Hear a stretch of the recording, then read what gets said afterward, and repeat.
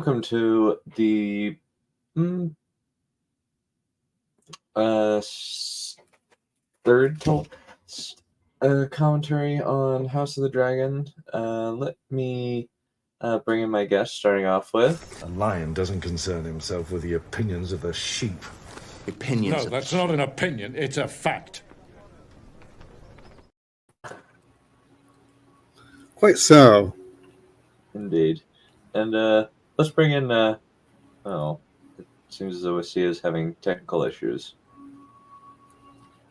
Yep, the accidentally dropped out. It's okay. Oh, bother. Yeah. Let's see. Hopefully he'll come back in a moment. House of the Goodman. So, I love the breaking. We need to do I would actually really like to do a series of commentaries on Breaking Bad. I think that would actually be really fun. I forgot to switch my headphones on. Hello. Yo. Yeah. Okay, there we are. I was trying to find the right. Oh my God. You need to do your clip, so... Stop bringing logic into a movie! Random, incoherent, juvenile shit happens, things explode, and people empty their wallets to see it! Nice. Quite right. Indeed. Anyway, just a casual flipping the middle finger to him. I don't care. Nostalgia Critic fell off. Yeah. It's Dumb and Dumber. He's actually gotten okay in the past few years. He's one of those few people that's kind of, you know what? He's not woke like the crazies that left his platform, like Lindsay Ellis, Todd in the Shadows, Obscurus Lupa, etc. God damn, Lindsay Ellis. Well, that's a name that I've heard. She just barely got back into posting things on YouTube, I guess, her Twitter trauma has worn off. Yep. Yeah, I saw a couple. I've seen a couple, but I think This is why Nebula. This is why you never hang around with the woke crowd. Purity spiral is intrinsic to their religion. Well, I don't want to get too much into the culture war. I just said if I had to choose between the woke and the anti-woke Project 2025 MAGA crowd, I'd reluctantly have to go for the former. So Yeah, I can agree that Project 2025 is psychopathic in its construction, for sure. Just so many problems. Yeah. I've been mostly out of the loop on what that is. It's basically the idea of the changes that the Republicans will make to the government if Trump gets in. Is it like that stupid Green New Deal bullshit where they just puff it up with a bunch of lofty promises and expectations that no reasonable human being would ever want implemented ever? Well, yeah, like destroying the Department of Education. And basically, the civil service will be turned into either ideologues or people personally loyal to Trump.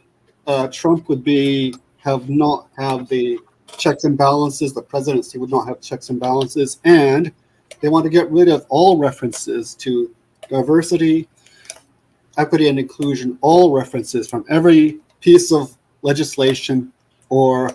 That actually sounds like a very good thing. That last bit. No, I don't think so. No, we'll have to disagree on that. All right. Well, weaponized diversity and equity and inclusion is bad, but the thing itself is fine. When it naturally occurs in nature, that is fine, but the aggressive push for it is evil. They want to get rid of all references from every legislation that exists, not just the more extreme examples, if there are any extreme examples in legislation, which I kind of doubt. Well, I'll definitely say this. I wouldn't want to abolish the Department of Education, but reform it. It absolutely needs it. Yeah. Well, we got a guy in the back room. Let's bring in Mr. Crimson Scorpion. This is a film about space wizards intended for children. Man, isn't that a curse clip? Yeah. Oh, a human turned up. Hello. Hello, fellow human. I am also human. Yes, Welcome. We're all human. I'm not. You're not supposed to say that. Now it's time for fantasy politics, where everything moves extremely slowly and boringly. So much faster than real life politics. Because the war that these fantasy conflicts are analogs for take place over decades instead of months. Yeah. So, before we kind of get started, what are your guys' overall thoughts on these two episodes, Regent and Smallfolk? They were extremely slow. Yeah. I was thinking, like, episode 5 is kind of weak. Aemon becomes regent, and nothing happens. Episode 5 was kind of weak. I do remember they did have a couple interesting moments, like when Alicent gets dissed by the council, things like that. Oh, and there's some fairly decent stuff with Bela and Rhaena finally getting to do some things. Like, they've been underused this entire season. Yeah. What's been underused? Bela and right Rhaena. now, this girl right here. Yeah, the Valyrians in general have been underused. If you're going to have the characters, use them for something. Yeah, that's the thing. It's very, very easy to forget characters in the show. It was incredibly easy for me to forget that certain characters existed. Like I've been sitting here for a while with certain characters and thinking, "Oh yeah, that's right. They're a thing. What have they been up to? What are they doing? Why aren't they here yet?" This whole season's been very padding heavy, it seems. Yeah. I liked that the Brackens finally got a W. That was good. Mm-hmm. I was like seeing that. I was like seeing the writers whipping boy you was gonna love it. But, Honestly, the most exciting thing that's been going on so far with this entire season has been Daemon realizing that he's been an asshole the whole time. Like a real piece of shit. I'm glad that he's finally having a character arc, sort of, but I think that the developments that he had in episode 6 could have been done in episode 5, and the only thing in episode 5 that he did that was of any much use was when the river lords turned against him. And apart from that, episode 5, Daemon was probably the weakest part.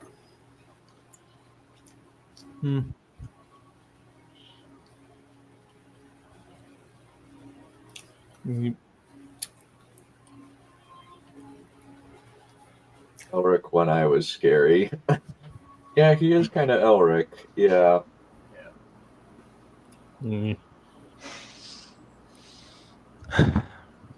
All right. Well, I guess there's nothing left to do than to get on with it. All right. So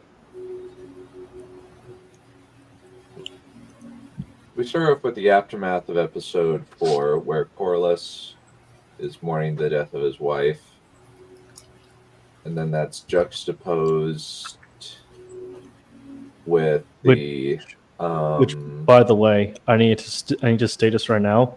It took me a moment to realize why the heck we are back to Corlys and what is he doing and why is he crying, and it took me a moment to process.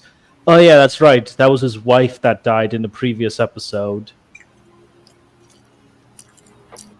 Yeah. Also, Corlys finally got to do something, albeit for one relatively short scene. Exactly. Well, short scenes. He's also been underused. Exactly. Yeah. That's why it took me a moment to realize that. Oh yeah, that's right. Corlys's wife just died. That's why he's crying. In complete fairness, this is a problem with ensemble shows, right? I was watching, rewatching Game of Thrones with my girlfriend, and I was like, and we got through the Red Wedding, and she was suitably shocked. She was pleasurably shocked by it, in the sense that it pleased me. And I was surprised how little Rob and Callan were in the show by that point. Like they were hardly in this. Like they were not. There was no. Maybe it would be different if you were watching without knowing what happens, but it didn't feel like they were. Rob was gearing up to be like the next main character or anything like that. He was just part of the ensemble. Mm-hmm. That would just be because not just it's a difficult thing in all storytelling to do this, but like in the books, right? Catelyn feels like a super prominent character, right? She probably, you can make a case. You can make a really good case in the books that Catelyn is the real protagonist of the story up until she dies. And it just was not that way in the show. I'm very surprised by how much I noticed that. So I know it's difficult. So it's difficult in a show. Yeah. I think also just Rhaenys is underserved by the lack of material. I think they did an okay job with her, but she doesn't feel like she is the person holding the Greens together like she was in the book. And so it kind of mitigates a measure of the impact of her death. You mean the Blacks, right? Black. Yeah, I was thinking the same thing. Yeah. Yes, and she in the show she's just kind of just Rhaenyra's cousin. She's also not really consistent, I think. Yeah, she's not. I think Eve Best does what she can with very, very weak material. Yeah. But yeah, she has more points than an arc, I guess. Mm-hmm. Hold on one moment. I'll be back.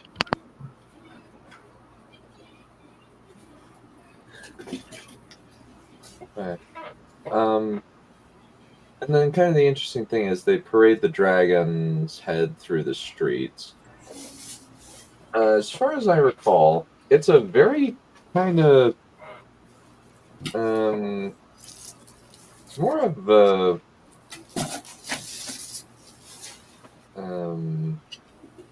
They seem to play it as like the people think this is like an ill omen when like the dragon that murdered like several tens of them at least, is being dragged through the streets by their rulers. Like, what is this? Yeah, I think they all kind of forgot about that, and possibly the writers did too. yeah. I love how you did it. I love how you said that so easily. Yeah. Yeah, I think that the writers just kind of have a problem of either they are deliberately forgetting or they are incompetently forgetting details. Yeah. What's worse, I think, deliberately is worse.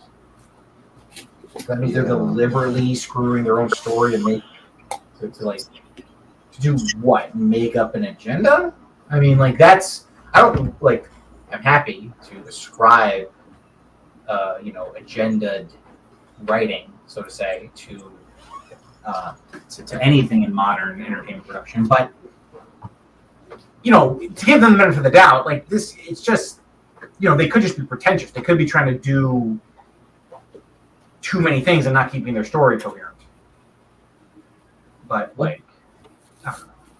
I think part of it is that I think they are trying to have certain. I think it's the Rian Johnson problem, where he's trying to have certain payoffs, but he doesn't set them up well, or he forgets his own setups partway through and comes up with terrible payoffs, or just has abrupt payoffs with no setups.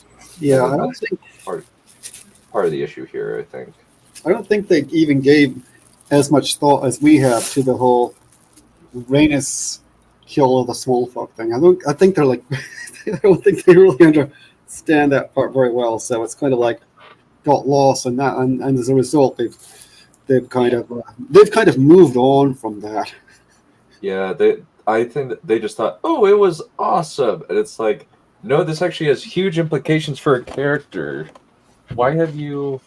And it kind of seems like one of the things about this show is that the characters are not terribly consistent from episode to episode. This was very much. This is especially noticeable in season 1 where they change actors, where some things weren't communicated, like the fact that Emily Carey and Millie Alcock were totally playing it as if Allison and Rhaenyra are attracted to each other.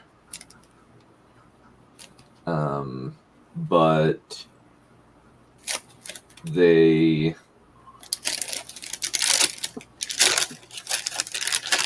decide to they kind of dropped that as soon as the adult actors shifted in. There's some just have a bit pretty straightforward of them taking Aegon into and slowly cutting the armor off, which it looked frickin'. They did a good job of making that look frickin' painful. Oh yeah. Yeah, jolly nasty. And very much shows this is bad. And Which scene are we in? we're kind of at the point where Aegon is being tended to by the Maesters, unless there was something else you guys wanted to comment on. The only other thing of note was that Ulf the White, or Hugh Hammer, is watching the dragon's head get carried in. And Alicent sees that Aemond has Aegon's dagger, which is... I kind of don't like that they've made this the key to everything. I think that's kind of dumb. Yeah, it's odd. I mean, I wouldn't mind, except that we know that in Game of Thrones that ends up being, Wet fart.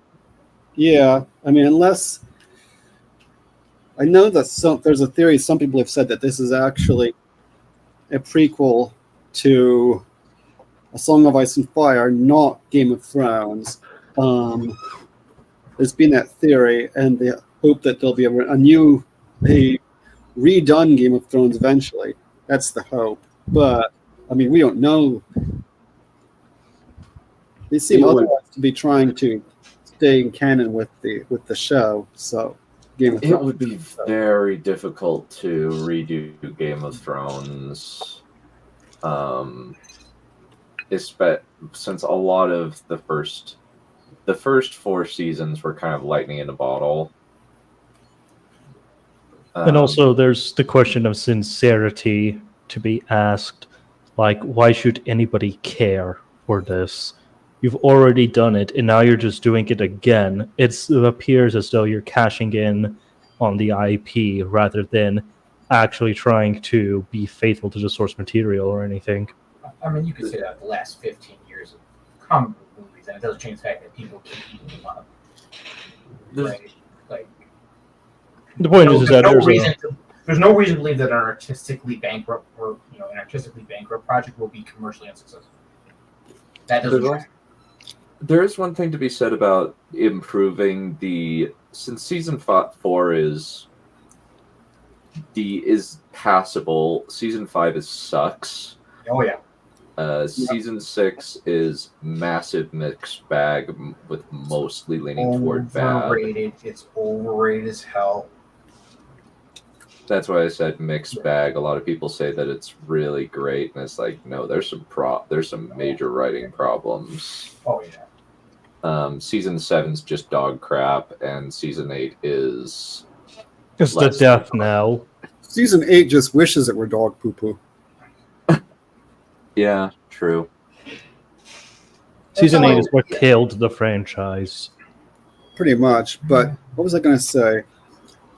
I think the Dragon Demands at one point was pointing out, oh, they did a remake of the Harry Potter films that nobody wanted, so we're more likely to get a remake of Game of Thrones, which people do want. So he made that argument. So anyway, we'll see. That is true. But We got I a think remake of the Harry Potter films. We're going to. Oh, yeah, they're going to be remade. I think it's a TV series. Is that right? Yeah. Oh, Yeah. fuck off. Yeah, it's gonna be very hard to top the movies, even if they do a TV show. And it's just a creatively bankrupt idea. Like, I cannot express enough how much I loathe remakes of especially recent products like the Harry Potter movies. Like, I was a kid when those films came out. I'm not particularly old. I'm in my late 20s at the very most. And it's just like just seeing that being remade, is just stop. Why? I mean, Go yeah, back and remake movies that need to be remade. If you're going to remake a movie, do it to the ones that need it, not recent phenomenon, things that are within the living memories of the younger generation. You're saying Valerian? I think I was just basically agreeing why bother. Yeah. Exactly. I can think of 2 times where a movie got remade into a TV show and it was good. The Dusk Till Dawn series, I actually really like the from Dusk Till Dawn series just as much as I like the movie. And the series of Unfortunate Events, mostly because I don't like the series of Unfortunate Events movie. I think it's kind of mediocre. And what do you think of Percy Jackson and the Olympians? Percy Jackson and the Olympians was a major improvement over the original book. So I would definitely say that was I was pleasantly surprised by the fact that was not crap. An improvement over the book, and that's an even bolder statement than improvement over the I didn't movie. say it was. I said improvement over them. I didn't say improvement over the book. It was a little bit, not quite as good as the book, but it was a fairly faithful adaptation. I must have misheard it. But it was. Yeah. It's definitely better than the movie. By original, I meant the movie because the movie is really, really bad. House of the Dragon is better than the book. Yeah, mostly because the book's bad. You know, the book's Yikes. Oh, really? Did I? I must have misspoken. I apologize.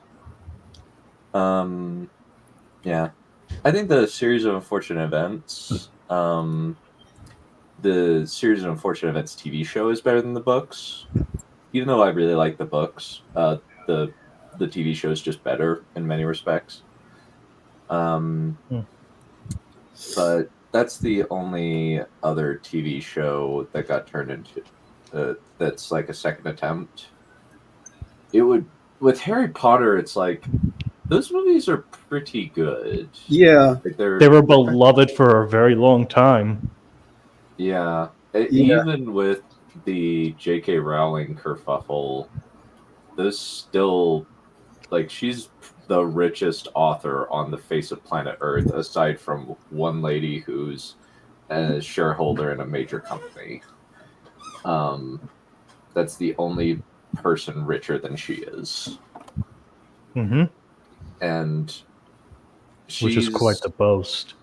Yeah, like she, like, admittedly, I hate the Fantastic Beasts movies except for number 1. Number 1, I'm like, you're okay. You can kind of sit aside. The other 2 attempted to ruin you as best as they could.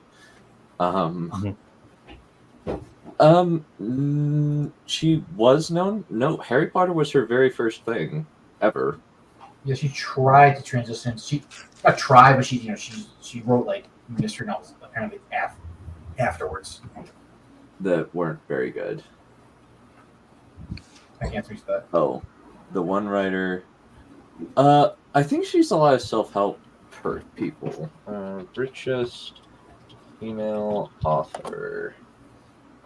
So her name is Elizabeth Battenter. Most of her wealth comes from inheritance of shares in public groupie. Mostly her writing is philosophical writings on feminists and women's roles in society. And she exceeds J.K. Rowling by about 300 mil. But since she's 1.3 billion and J.K. Rowling is 1 billion.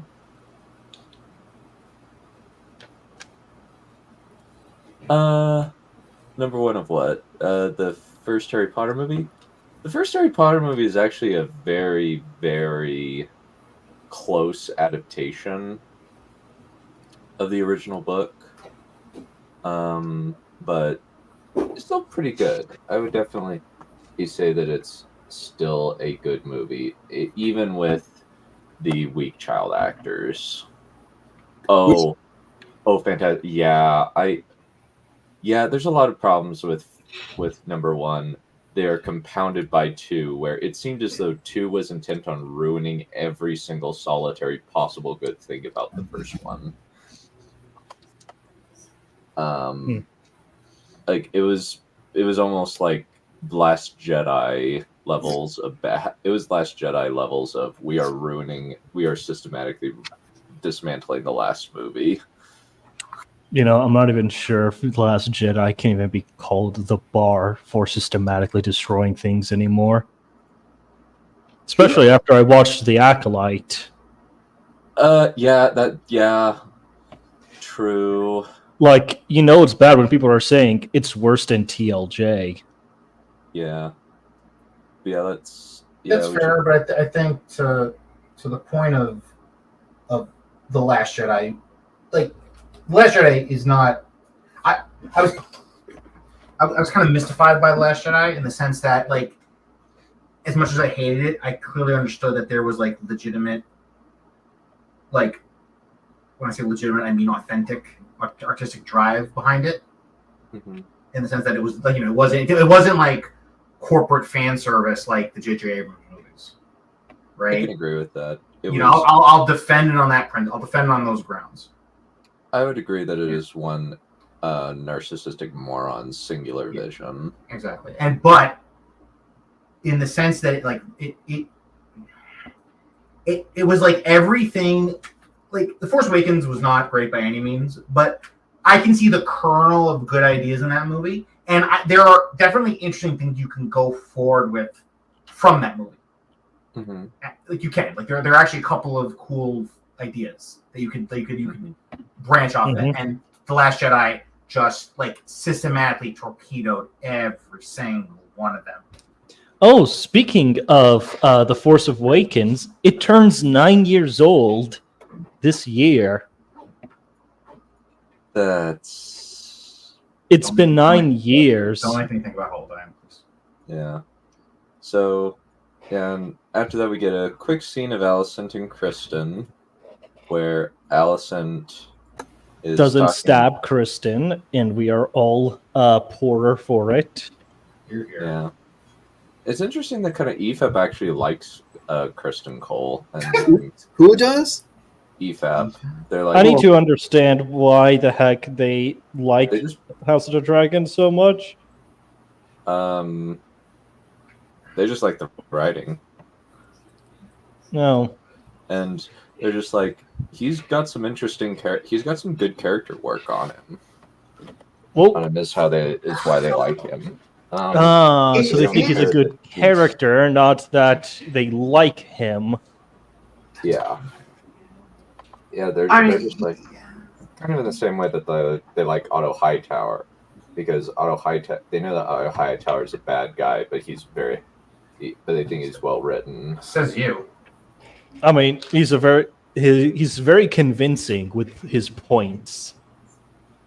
And out of all the little young shits trying to stir up trouble, he comes off as a voice of reason. Agreed. Yeah, I mean, like, Otto and Cole and Otto is somewhat less, but also have the most.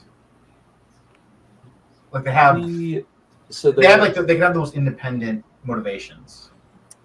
He does have the world bend around him twice, in the course of the show. He has not had the same thing happen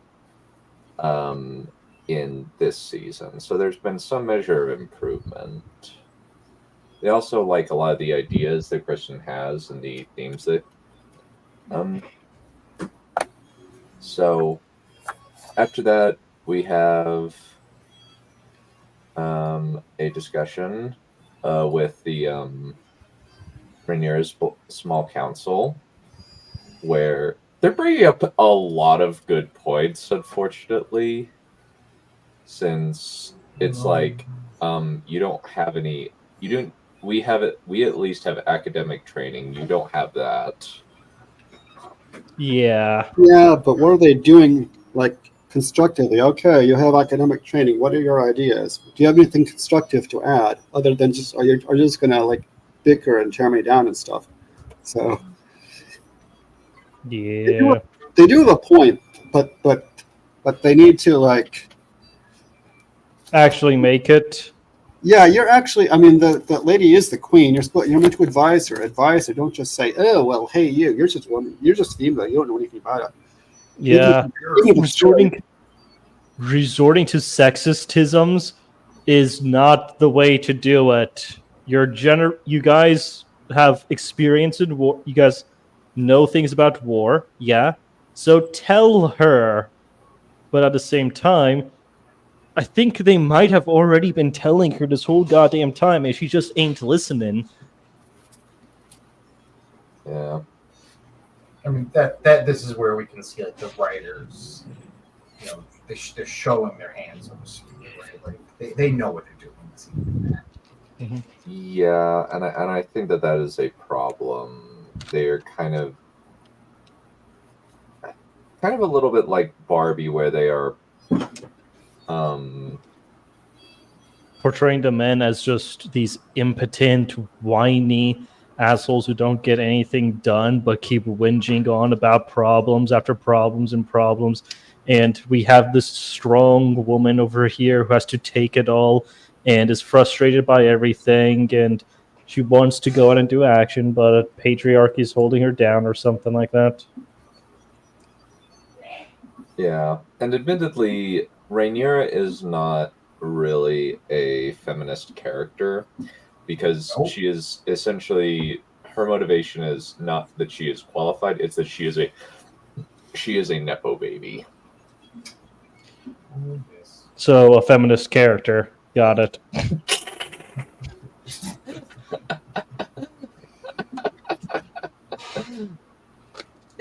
Yeah, that's actually that's fair. Actually, yeah, that's fair. Mm-hmm. We don't have to get into politics anymore. Look, we've already front-loaded the video with politics. Anybody who has a particular view that don't like us, it's like they would have already clicked off by now. I know. Look, I'm the one here sitting here telling you that Rhaenyra represents actual totalitarianism. Like, so. I mean, I don't go into that again, but I'm not averse to talking about politics. It is a feudal monarchy, like an absolute monarchist state. Like, of course, it's totalitarian. No, that's not really what that means, and monarchy is not inherently totalitarian.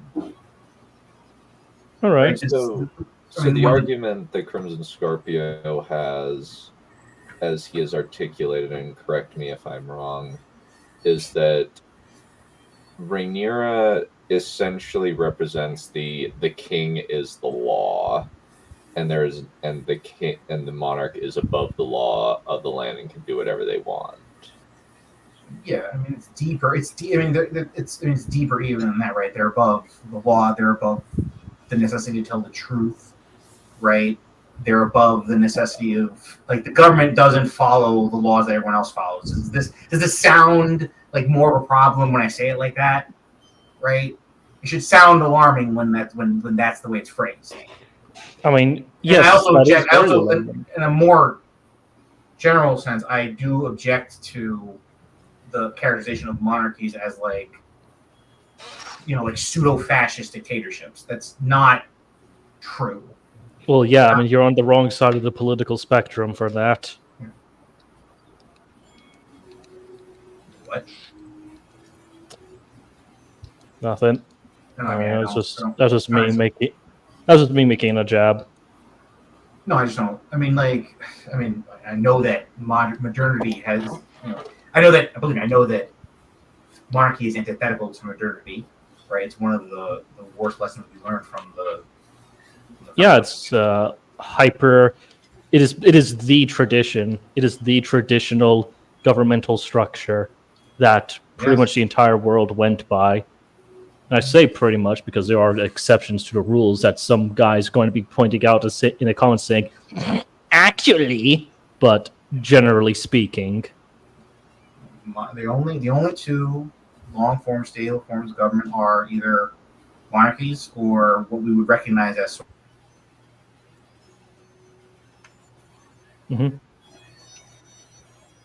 or like an aristocratic republicanism.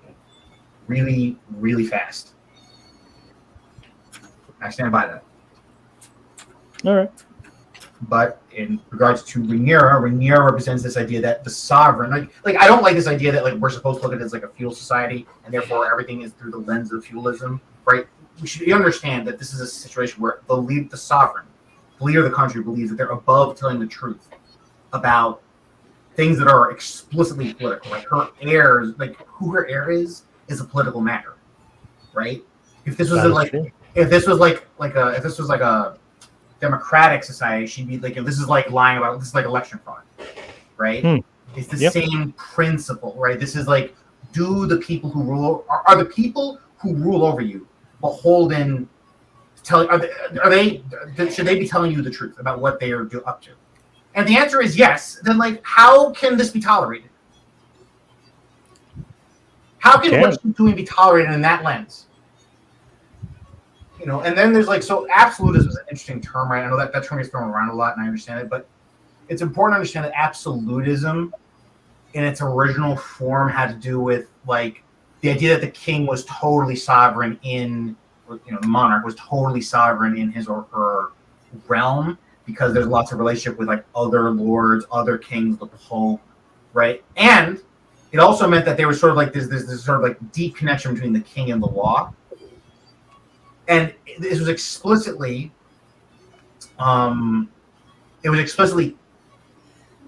made in counterpoint or in contradistinction to something called, to what we might call arbitrariness or autocraticness, right? Mm-hmm. Arbitrary power is this idea that the king is the idea that the king can just do anything, right?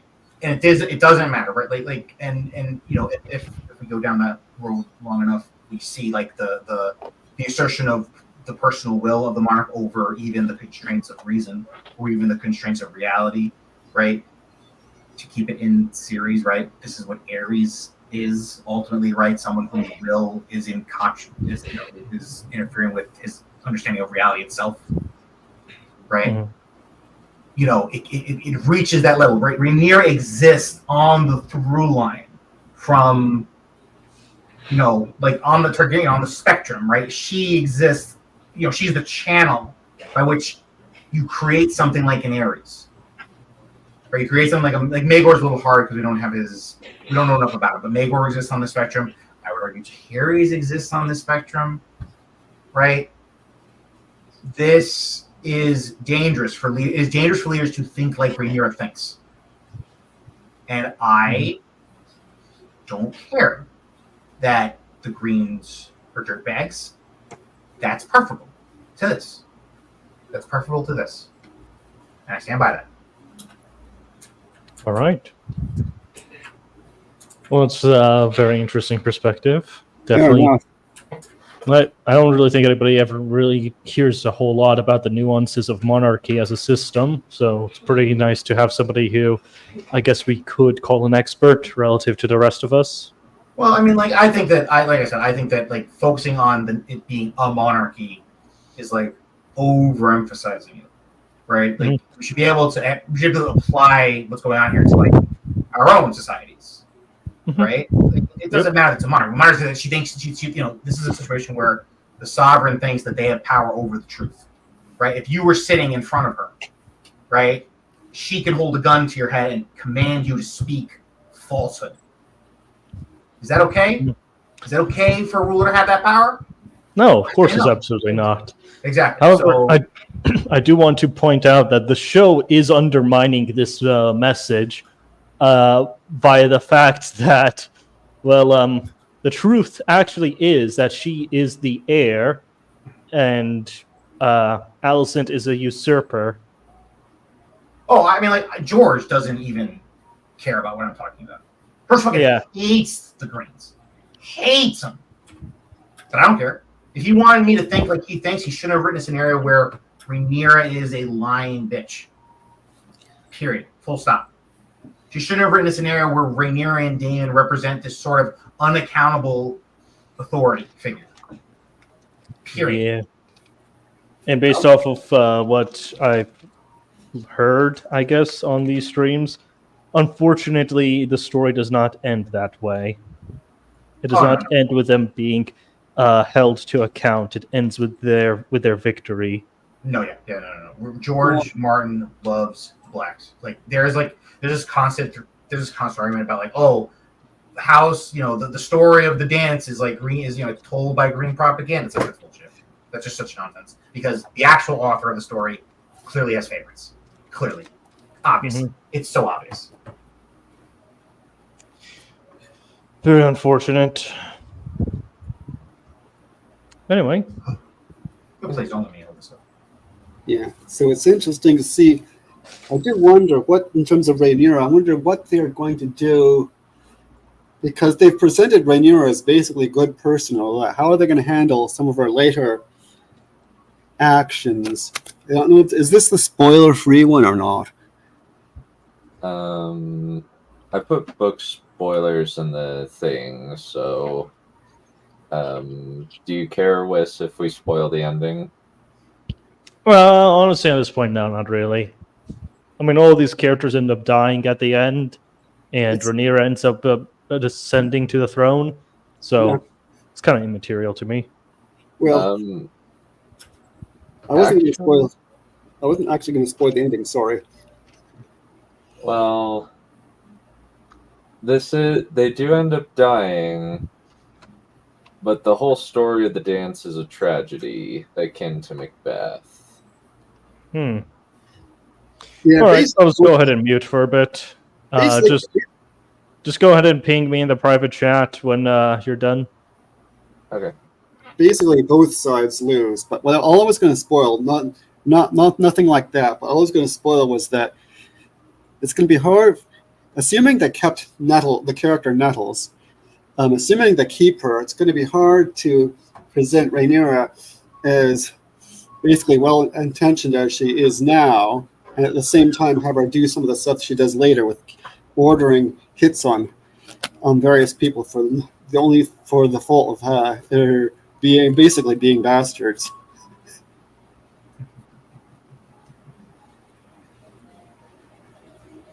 I mean, I don't think that Rhaenyra has to be portrayed as like the worst person ever, right? Like, I don't think she should be like psychotically evil. No. Like, there has to be something. There's there's no edge to her right now. Yeah. Kinda. Like in the book, she's vicious, and that's okay. It's okay for her to it's okay for characters to have like desires that they're willing to fight for. Like I don't begrudge that. I don't think it's the worst thing for a character or for a person to have, right? I don't think it's a bad thing. Yeah, I mean, in the books, she doesn't really have a character arc either. It's a number of different points, and some of these points she acts reasonably benevolently, like she pardons Ellison and stuff like that. Well, not pardons, but she doesn't kill her. she spares her life. So. Yeah. Yes. I mean, yes. If you don't believe it, the other story, but I don't believe that story. I don't believe that story either, where she has them raped, which is just. Oh, is that a mushroom story? Yeah, exactly. Yeah. If mushrooms ever writes by accident. Exactly right. Like I don't think, I think she, my complaint here is more that she has no leg. There's no, dare I say this? There's no fire in her, right? There's no, it's got to be some kind of like punch to her character. Right, something like just anything, and she's just kind of like placid and kind of like not. She's just like kind of generically pleasant, and that's kind of. Yeah, I mean, I guess I have to admit that on the show, the Greens tend to have the more interesting characters, even if they're also evil, like Aemon. They're usually interesting. No, everyone seems to be agreeing that the Greens are like running away with the show. Yeah. Yeah, which is that doesn't make them good people. No. The Lannisters aren't better people than the Stark, but they're way more interesting. Well, not way more interesting, but they are great characters. Yeah, like Aemon is a fun character. He's definitely evil. Oh yeah, talk about spinning. Talk about alchemy. Talk about turning poop into gold. With Aemon, Jesus. That's like a cartoon joke. Yeah, I mean the closest thing to that in the Black Fight is Daemon, who I guess is kind of kind of evil, but then in episode 5 his thing kind of dragged a bit, unfortunately. So murdered my first wife with a rock, questionably evil. Yeah. I love it. I don't hold it against it. It's so easy to they make it so easy for it to just ignore that kind of stuff. Yeah, they really want. It really does feel like they do a lot to make you forget that Daemon is a horrible, evil, disgusting human being. Yeah, real talk, right? Who is a worse person, Cole or Daemon? A worse person, not more dislikable. A worse person. Worst person is unquestionably Daemon. Exactly. Again, guy murdered his first wife with a rock. The guy was so freaking disloyal that a literal prostitute left him. And on top of all of that, he groomed a teenage girl to become his wife, his own niece. And then... Oh yeah, and he also married another child as well. Because why the fuck not? I guess let's add that to his list of sins. And he... Lena was about 18 or 19. So Sorry, who? Yeah, it's a little uncertain, but not exactly even uncertain. It's a little not explicit, but he also apparently had blood and cheese. At least gave them a green light to kill a kid. Yeah. Exactly. That. I mean that isn't. I don't fault him for that because he wasn't the one who told. He wasn't. He didn't ever tell them. Oh yeah, kill the kid too while you're at it. He was. It was more of just a thing that happened behind his back, rather than something he wanted. However, something that tells me that he doesn't actually care. He's he might be consequences be damned sort of thing. Well, I mean, Rhaenyra did call him out on it. That is true. Yeah, and he was, instead of saying, "I never meant that. I never meant that," he's like, "You and Viserys had never ruled anyway. I'm better than you at ruling." Yeah, he didn't ever say it aloud. Well, let's keep it a buck. He probably did. He didn't care. He didn't mind. Exactly, right? So, like, my point here is that, like, you know, like, the show is you know, it's what we might call a likability trap, right? Like Cole is so much more hateable, but he's not a worse person. He isn't. All right, and what does that say? What does that say about, you know, people watching the show, so to say, and also what does it say about the writers, right? So, Yeah. Shall we continue? Sure. So, we mentioned this actually, earlier. before- The Brackens and Blackwoods. hell yeah. Before we continue on, I actually want to make one last statement. Damon, you are not Vegeta. You will never be Vegeta. No villain will ever be able to make us forget about you. You will never be Vegeta or Omni-Man, okay? We will never forgive. Even though let's move on. technically Omni-Man has done worse things than Damon. Yeah, that's true. This is true. However, he also decided to do some very, very good things as well, including trying to dismantle the evil system he was a part of. This is why I say he will never be Vegeta or Omni-Man. He cannot. He won't even try. We will not forgive him.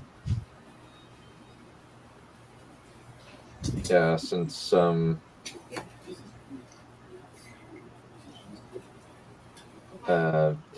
Damon's never going to redeem himself, really. He's just always going to be kind of a bad guy. But Damon is cool and Cole is boring. Exactly. Well, Damon is cool, but he's also an evil piece of shit. When I say that Damon is cool and Cole is boring, I'm also speaking for myself. That's also me reacting to it. That's also how I'm reacting to it while I'm watching it. No, So I'm not. This is true. I'm not having to go at anybody. That's anybody except for myself when I say that. I mean, he's a dragon rider. It's kind of hard to beat that. Yeah. You just kind of whereas at least Damon is evil with sort of panache. He's like, yeah, I'm evil. Yeah. Not quite. He's not quite as much like that as Aemond is, but Reminds me of hitting Chuck Miguel over Lalo. You know, Lalo is one of the more morally corrupted. Yeah, Carl doesn't have a dragon. Yeah. He's not. Yeah, Damon is not as intriguing like on his own. It's kind of weird that they've extended this whole thing a long time. let's see. Okay, so which scene are we at now? So we can kind of skip over the Jace and Bela scene and where he decides, hey, I need to go to the phrase to secure passage. Yeah, it's a good scene though. But It's yeah, a good scene. Not much to comment on. I think that Damon should have murdered all of the Brackens. I think it would have been more in character. It is cool though. It is very cool. The next scene is pretty funny. It is cool, but it's just kind of weird that Damon doesn't burn them all alive. When after they say we choose fire, it would have saved a lot of time. Oh no, I agree. And you know what? It is. Yeah, it would be a pretty cool, interesting thing for him to have done. Wait a second. I thought that's exactly what he did. No. Well, I thought for a sec. No, hold on. With that scene, when they said we choose fire, and then the next scene it cuts over, and Damon is like just walking away, and I thought they were like packing it. It was like it looked burnt, like somebody just lit a fire over there, and I thought that Damon straight up just murdered all of them. No, he didn't. God damn, that would have been pretty cool. Like that would have been the exact kind of evil horse shit I would have expected from him. But also it's like, okay, well, you're the ones who said that you choose to burn alive in front of a guy who has a dragon, so you kind of get what you deserve, buddy. It's still a little worse because it still would have been that scene is kind of comedic right after he's all like dejected and sad. And it still would have been funny because he's just upset that they're not intimidated by him. Yeah.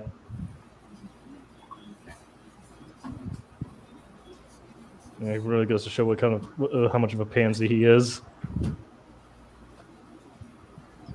Yeah. I do like Alice Rivers, but she's not quite. Her character is in episode 5. Her character doesn't quite make the same impression that it does in episodes 3 and 4, and just a little bit more in episode 6. But in episode 5, it doesn't make quite the same impression. Also, episode 5 has that weird scene where we're not going to get into it. Yikes! Yeah, that whole scene was right. weird. Wait, which scene? Uh, no! There. No! Oh no! There. God damn it! God damn it, George R. R. Martin! No, that's Ryan Condal. That is That's that is a Ryan Condal invention. That is not in the book. Oh my god! Seriously? Not in You're the showing book. that the one time there's like just unnecessary incest in the show, it isn't because of George R. R. Martin. Yes. Yep. It's just, Yeah. That's insane. I don't believe you. Sorry. No, there is no mention of Damon having an Oedipal complex. Yeah, I don't think there's any. I don't know that there's any parent-child incest in Gurm. And Gurm does some pretty disgusting things sometimes. But I don't think there's anything like that. There is Well, I one mean, there's- example. well, yeah, I mean, and there's that's one- Craster. Craster is the one example. Oh, Craster. Yeah. Craster. Yeah, I beg your pardon. But then Craster is viewed as an abomination by everybody. yeah, like he's literally like the ice demon worshipping, child sacrificing, like The worst murder parent. person. Like he's like literally one of the worst people in the story. Pretty much. Maybe even the worst. Yeah, you can make I agree. You can make the argument that he's like close. Yeah, you could make that argument. Yeah, he's like on a level with, at least on a level with Euron. Oh yeah. Now I don't like. Okay, so like as gross as this scene is, right? It's more that's out of left field than it is like. I mean, it is gross, obviously. Like I was confused for a moment who that lady was, but then I kind of like pieced it together. I'm like, oh no. Yeah, because there's just like the Targaryens having weird problems with incest. I mean, like something like this should be a problem for them. They should have, they don't have correct family boundaries, right? The problem is that we have no idea about his mom. They also kind of got her appearance wrong. Like, the actress is actually much prettier than her description in the book. Yeah, but no, Which is interesting. Which no one's gonna care about that. Yeah, true. Like, she's not she doesn't have she didn't have the typical silver blonde hair. And one thing that Mr. like Dragonlance was a little bit upset about was that she had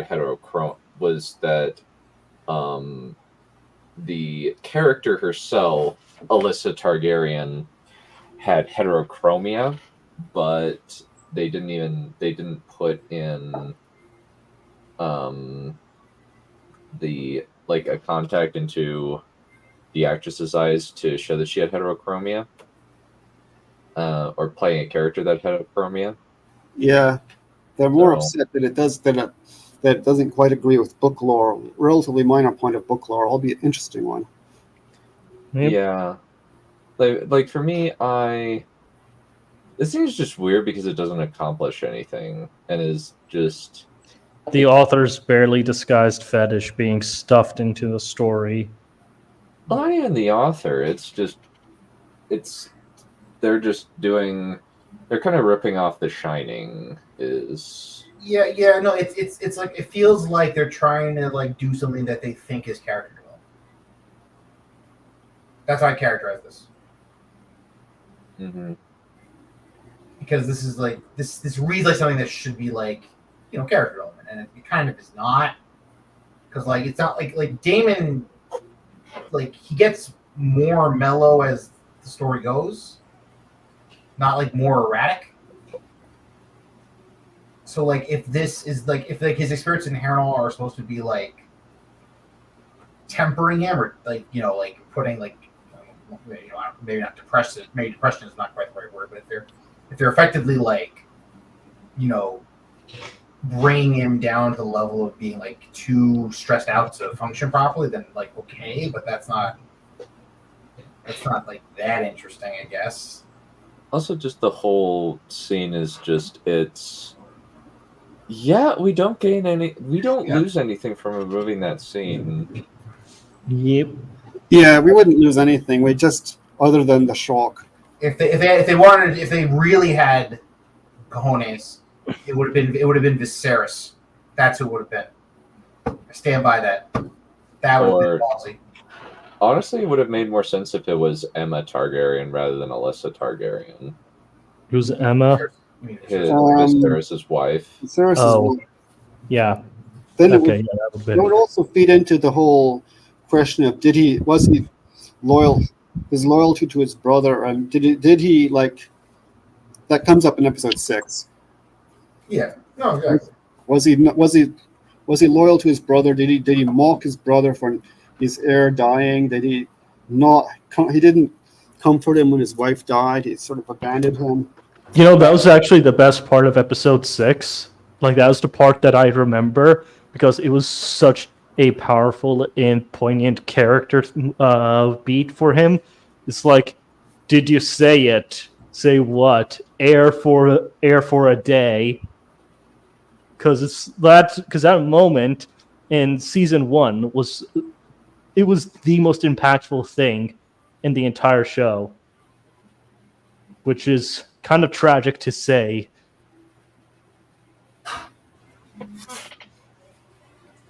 Yeah. Like, can any of you name a single moment past that first episode that was as harrowing as Viserys watching the funeral pyre for both his wife and his son, who he had basically just killed, his wife that he basically just killed to save the son that just died anyway?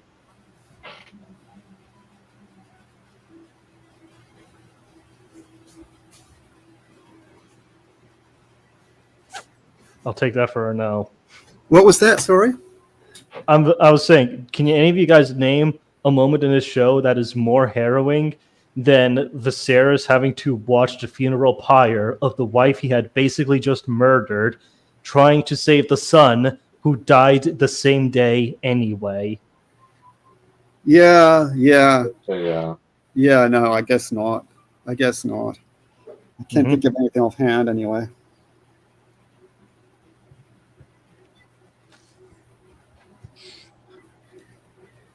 Yeah, I would definitely agree. Yep. And that's kind of the point I'm trying to get at over here with this show, unfortunately. Other things, we've already discussed the removing of Alicent from power in exchange for Aemond, which We is discussed kind of that a little bit. Yeah, which kind of is kind of Alicent's own fault, because she taught her kids to be usurpers. She didn't teach them to be good people.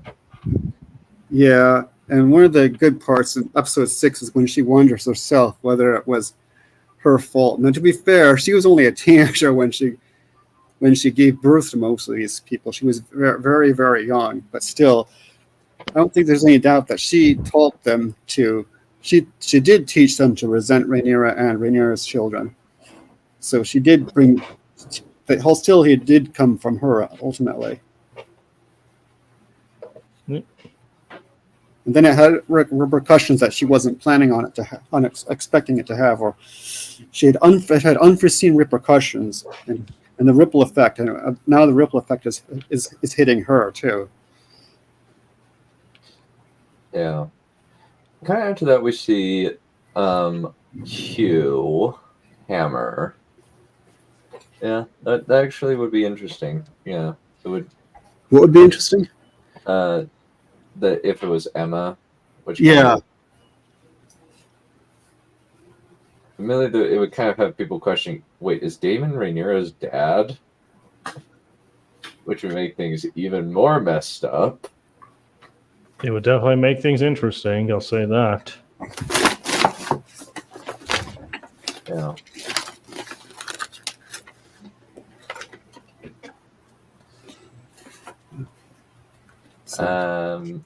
Yeah, we see Hugh being set up with his little daughter for later. We see a scene of Kristen Cole and Allison, and Kristen Cole's completely shell-shocked because of the fight. It was kind of, I just saw the most insane thing ever. Yeah. People's armor literally melted onto their bodies. Yeah. Wasn't dragon fighting part of their plan originally in the first place? So we don't expect. I guess he'd never seen it though, so he kind of He got asked for, and he was horrified by it. yeah, kind of what happened to. This is kind of what happens to the Greens in general. They get what they want, but they find also later on, I think the Blacks too. They get what they want, but they find that then wasn't really worth it. The gift is twisted. Yeah, it's poison. It's a poison chalice. Monkey's paw. Yay. Everyone's favorite trope. We love monkey's paw. Mm.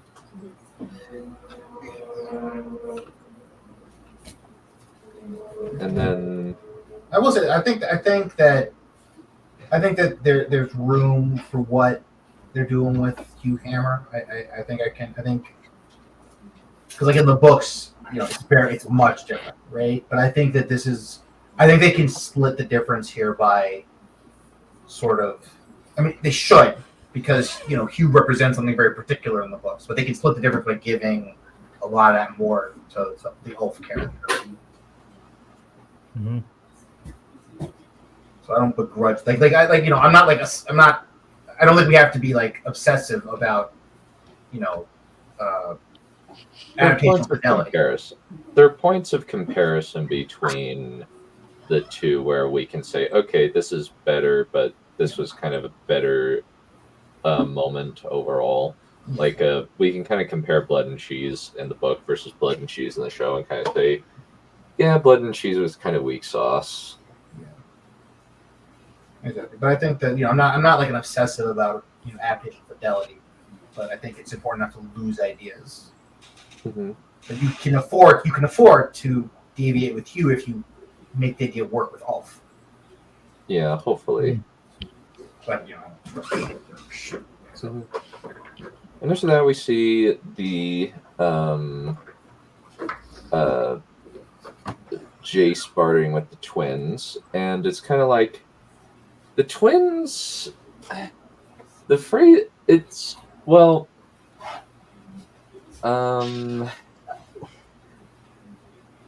He shouldn't need to ask for passage. He's the king, or the king in waiting. And he shouldn't need to give them Harrenhal in exchange for passage down south for the Winter Wolves. Also, they've kind of miscast Sabbath of Frey, the lady on the left. I think that they very much miscast Sabbath of Frey. yeah. Since I don't think these characters are going to be anything special. But I know what you're talking about. I don't think I would be stunned if these characters show up again. What's this chap talking about Streamrise for? What in blazes is that? it's a bot. Oh, that's nice. Since it's on Twitch, I can't block it. Yeah. Lovely.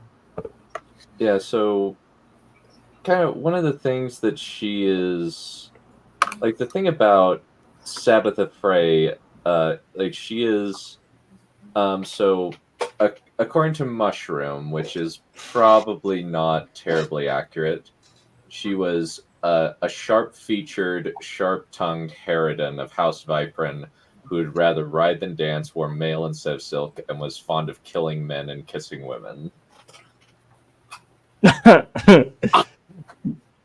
Okay, She was quite the character. essentially a grown-up lesbian version of Arya. Yeah, there's kind of hints that her and Lady Black Alley or Black Alley Blackwood were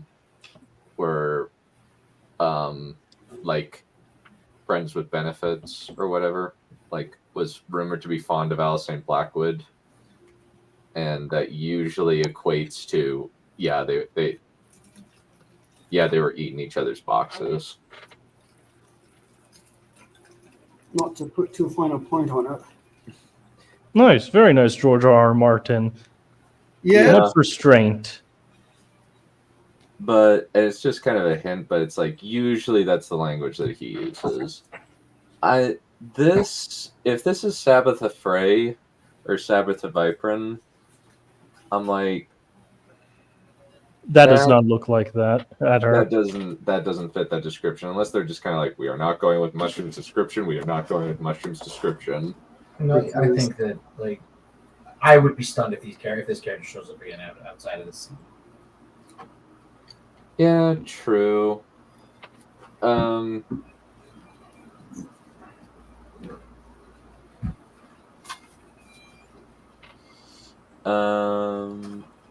do like the acting in the scene, but I do think that it's unnecessary. And then Which scene are we in now? well, the scene after that is Damon and Aemon repairing Harrenhal and chatting with Alice Rivers. All right, yeah, fair enough. Pretty much goes to the demon plot in the episode 5, of which the only really interesting bit is the repercussions, assuming this even really happened, the repercussions of his letting loose the Blackwoods on the Brackens, and the repercussions of that in terms of his relation to the River Lords. I think is the only really interesting part of Damon in this episode. Mhm. There's also another element of it is he told him not to fly Targaryen banners and be obvious about it. I think this arc is best construed as like a comedy. Oh, yeah, that's right. Yeah. He said there are certain things a king cannot be seen doing. And then they're like, we saw your banners. And he's like, oh, well, fuck. And apparently this is real, like, which is odd, because it kind of means that Lord Blackwood is a moron. Who just sabotaged his own king. And what's Yeah. gonna Good job. And how are they gonna get the Riverlands on Rhaenyra's side now? I mean, supposedly killing Grover Tully was supposed to help do that, but still, you still have to win. You still have to win the lords over. It's not just a matter of you killed the Lord Paramount. You still have to win the lords over onto your side. Mm-hmm.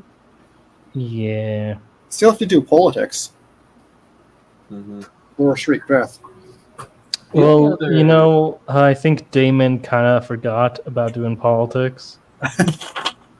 Maybe so. Yeah. It was never his forte anyway. It does also seem like he's kind of going off on his own, and they're trying to make him a maverick, where he's going to say, "Yeah, I want to be king, and she's going to be at my side." It's kind of like, okay, interesting choice. Well, yeah, I mean, it's the title of the episode, right? It's a regent, right? It's this idea that there's someone who actually rules in the place of the nominal ruler, right? That's what he's trying to assert here for himself. Yeah. That's not how this works, though, Damon. Sorry, but not sorry. Anyway, looking forward to seeing your head on a pike. Yeah.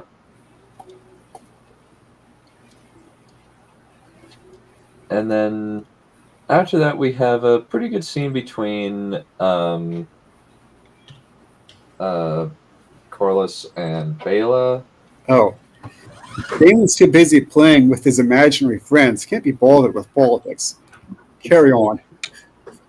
Clearly. This is true. Carry on. True. And one of the things that we see, I think that it's good because she convinces him that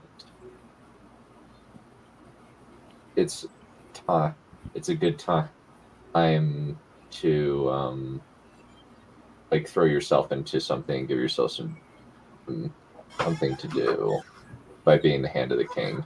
We did skip over the Rhaena and Jane Eyre, which is just kind of standard discussion of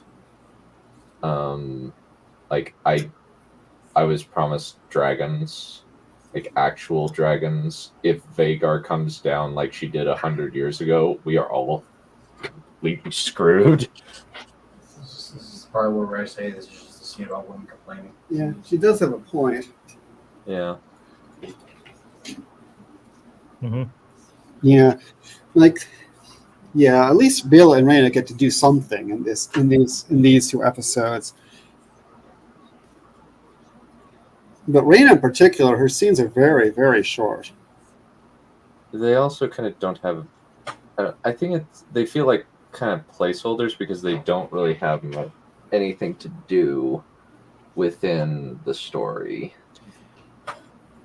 This is also another complaint that I've had. It just feels like there's a lot of stuff that's just kind of pointless in this show. Well, it looks like they're setting up something with Rhaena, but yeah. Yeah, the theory around is that she's going to replace Nettles. Yeah, that's what they say. It does look like it. It could be that could be changed. That might not be the case, but unless they introduce Nettles in season 2, they are throwing a lot of elements of Nettles' story into Rhaena's. Oh yeah. It does look like it. Right? It does look like it. Yeah, for whatever They're not- reason. They're not the same character. Yeah, they fundamentally serve different purposes, especially with Rhaena having a pretty big, at least a decent part of the Regency era stuff. Yeah. She that's where Bela and Rhaena are more active, I think, in the Regency than they are actually in the Dance of the Dragons. I think they're too young during the Dance of Dragons. Yeah.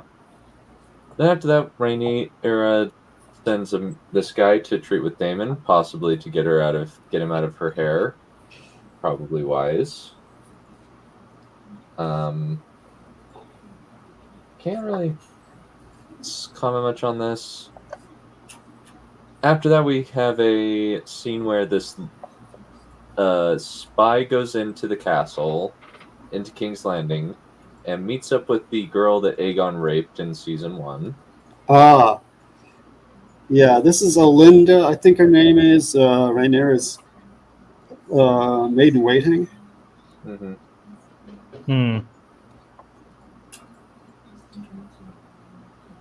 I think that's the spy, and she's meeting with Diana, the young lady who Aegon did the essay on. Yeah, did the I didn't know. So I was about to make a bad joke saying I didn't know he made an essay. Yeah. He wrote an essay. Even it took me a moment to figure out what you meant. Essays are for third grade book reports or something like that. Mm-hmm. Essays are third grade. Yeah. Yeah, so that goes into the small folk subplot, which will come to a head in the next episode, and which is one of the important themes and through lines in the series. Yeah, that one was not. That one's kind of odd. We'll get into that. Let's see. What was the next? The only other important scene was Jason and Rainier deciding we need to have more Dragon Riders, so we're gonna get anyone and everyone who could possibly ride a dragon and throw them in front of somebody. One of them. Yep, throwing shit at the wall and seeing what sticks. Hey, they have Kind of like how the writers' room seems to be looking like right now. then they have to do. The Blacks have got to do something. They're kind of stalemated now at best. They kind of don't have a lot of options right now. Yep.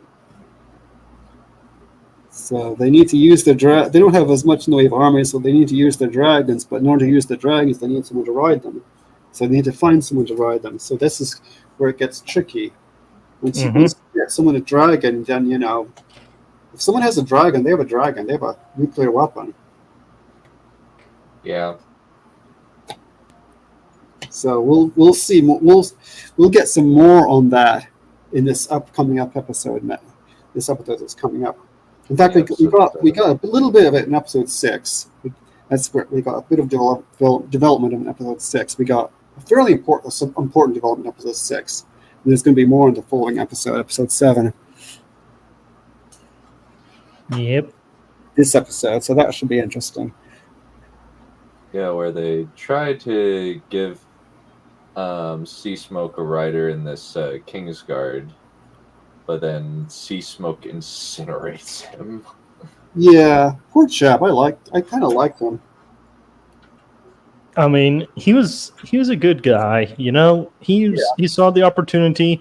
He's like, anything for McQueen, and then he ends up getting burned for his queen. Yeah. I'm sorry, I had to say it like that. Just to show the world, I have not forgotten what you did to Jon Snow.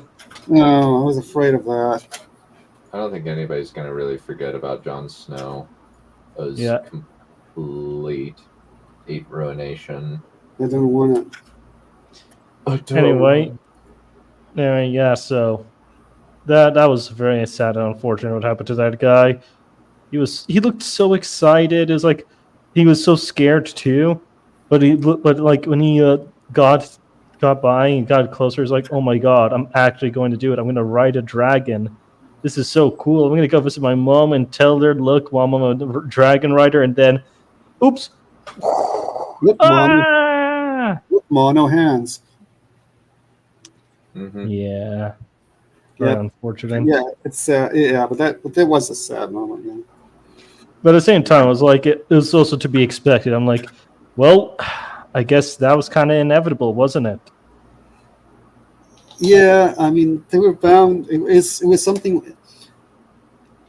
If you're asking a whole bunch of people to come up and have a go at riding a dragon, some of them are going to die. Yep. And if not even a proper Dragonlord can, tame one of these things, what chance does some random guy in the Kingsguard have? Yeah, unfortunately, that's his purpose in the story. His purpose in the story is to get killed. That's true in the books too. Oh, well, GG's. Yep. Company salute. Mm-hmm. It's rough being a minor character sometimes. Yep. Kind of hopping back, we see a small council scene where Aemond is like, "You can get out. I don't care." There, Mom, you served her well, but what's your point here? God damn. Yeah, Aemond just owns it. Just owns everything. Yeah. They also have Lauren Lannister, who is a complete... Well, not Lauren. Jace. Yeah, Jason Lannister. I keep getting him mixed up. Yeah. But he says, you know what? I need Aemond here. And then Aemond gets like really, really pissed. Yeah. And He seemed really pissy about it. It's like, I'm not something to be beckoned and called. He dares ask me to come help him. It's like, calm down, boy. For the same character. Yeah. Aemond just putting everybody down in this episode. Yeah, he doesn't seem to be doing so hot right about now. I mean, it's very fun to watch and listen to, especially with Ewan's acting and portrayal. But yeah, Aemond. One interesting thing, I have to go on my errand soon. But one interesting thing with Aemond is he's on the one hand he's trying to bring all power into his hands, but on the other, and like kicking out people like his mother who might say no to him. But on the other hand, he wants to bring back Otto. And Otto would definitely have one or two things to say about how things are being run. Yeah. Yeah. Like I mean, to be fair, this level of like stupidity is very much in character. Right? It is very much in keeping with the book character. This guy's an idiot. I stand by that. So, you know. I think that it kind of depends, since he's kind of just like, he doesn't like peremptory, and now that he has power, I think there's also an element of I think that he respects Otto more than he respects his mom, because his mom kind of raised him to not like or trust women.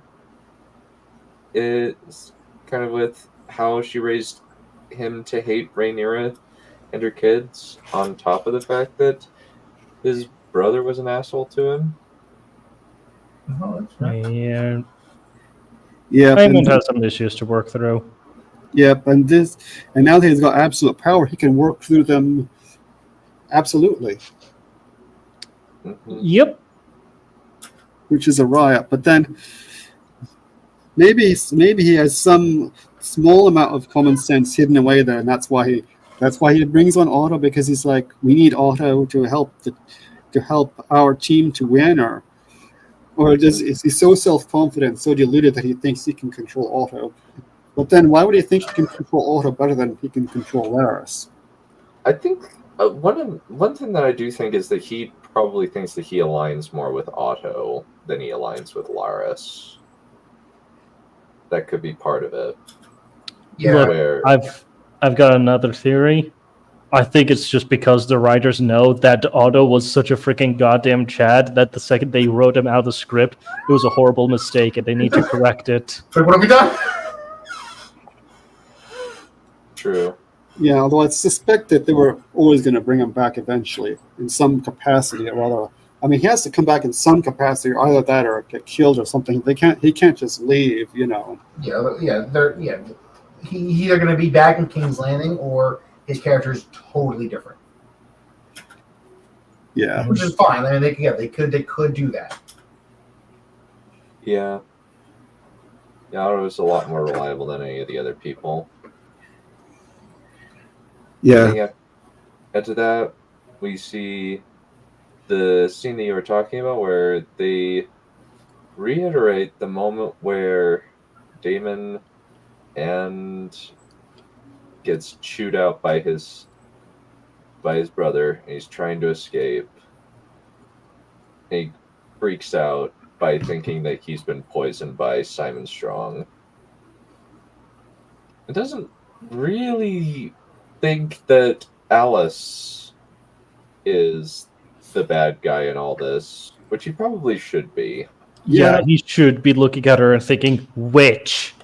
Which, because, she looks like a goddamned witch. You freaking, like, if there's ever a character in this entire show that screams, hi, I'm a witch, and louder than anyone else, it is that. Like, look at her design. I mean, look at the way she told him, I'm a barn owl. I'm not a woman at all. I'm a barn owl. Oh, drink this potion, by the way. It totally won't do weird things to your mind. Here, knock the this way that- back. Yeah, the way that she talks too. I honestly think that it would make a whole lot of sense and probably solve all of Damon's issues if he beheaded Alice Rivers right now, but that's not going to happen. No, she's too cool a character. Unfortunately. Also, I think one of you guys mentioned that he marries her. Alice Rivers? No. Yeah. No. I think they're thinking Aemond Yeah. marries her eventually. Yeah. To Or not hasn't- spoil too much, Alice is really Aemon's Uh, associated character. So we'll see what happens with that. She'll probably have a riot with him. yeah. Uh-oh. Maybe she'll give him therapy too. Hey, I like Alice. Be careful. I didn't. Of say course I you liked do. her. I love her. I think she's pretty cool. I love her. I'm going to marry her. Oh, and I have Well, absolutely no it's- reason to well, hate her. she's young enough to be your daughter, but the actress at least. But No, the lady's 400 years old, so that's about my age. fair point. Hmm. Anyway, after we see the roasting of poor Kingsguard, Oh no. Oh no. we see a scene where Aemon's previous girlfriend talks about Wait, which one? this girl. There's only been one. Oh, okay. What do you mean? There's only been one? Well, he got what's his name? Aemon got mocked out for having only one girl that he was hanging out with. Oh, I thought we were talking about Damon for a second. Never mind. Yeah. Yep. I'm gonna have to go on a walk soon. Well, on my errands soon. So we see them fomenting Discord, and it's kind of a setup for the whole bread riots where Rhaenyra actually sends food in, even though she was the person who started the blockade up. Yeah, very interesting choice. That the people aren't blaming her for it. Yeah, But hey, the Greens are falling into a propaganda trap.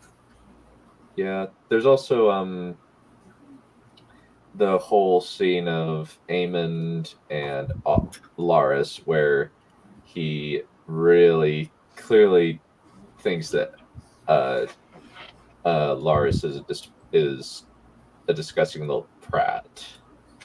Yeah, he's he is. basically a sycophantic creepo. To be fair, Aemon did order the gates closed, so there is that part of it. But yeah, to be fair, but yeah, they have their own Discord server.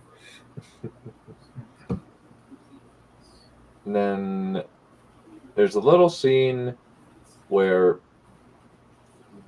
apparently there's a dragon in the Vale.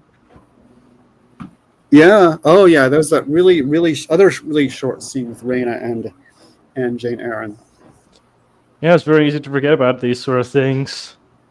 Because they don't really give them enough. I mean, granted that the main characters are Rhaenyra, Alicent, and Daemon. They're the lead characters, but you do need to get some development of the minor ones too. Well, some minor characters do get reasonable development, but these ones, the Valerians, have generally been a bit underused this episode and this season. Yeah, they're kind of underused last season as well. Yeah, kind of. And then we have Alan and Adam of Hull, where we see Alan is shaving his silver head. Yeah. Decent scene. They at least get some dialogue and development here. Mhm. And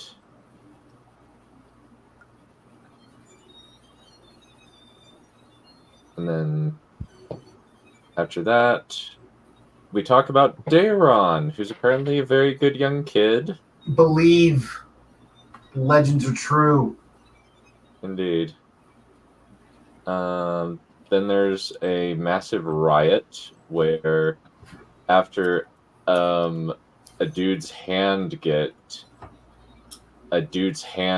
cut off for approaching the queen, which even though he's kind of not doing anything bad. Yeah, no, if anybody's if a man lays hand on the queen, I think it's pretty fair game for the King's Guard to be like, hell no, you just forfeited that hand. And then the riot commences, and they have to run their way back.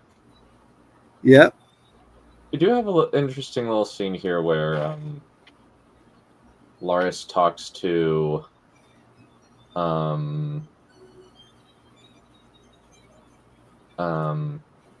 Aegon and says, your brother is probably going to kill you at some point. And Aegon does lie and say he does. I think that Aegon is lying when he says he doesn't remember here just because he doesn't want Aemon to kill him.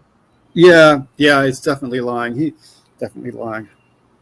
And it is kind of neat that Aemon has Blackfire now. And I like most of the sword. I just don't like the crossguard. The crossguard, and specifically the quillons on the crossguard, are not to my liking. I think they're brilliant. Ducks. They look like ducks. No, they're brilliant. Yeah. Don't mind me. I'm just trolling you. I am fully aware. You're not subtle. Don't worry. Neither am I. No, I'm salty itself by comparison. Yeah. And then after that, we see Daemon having a flashback of Viserys and comforting his big brother. Yeah, that's nice. And we see Like he should have done from the beginning. Yeah, this is all about. Yeah, this is about his realizing this is what he ought to have done. He's coming to terms with various things from his less than wonderful past and present. Well, he's supposedly coming to. We hope he's coming to terms with them anyway. Put much more of his hand on the queen. I was thinking in the queen, but that works too. Kill him. Me or him? Him and you. Well, but he's worse than you are.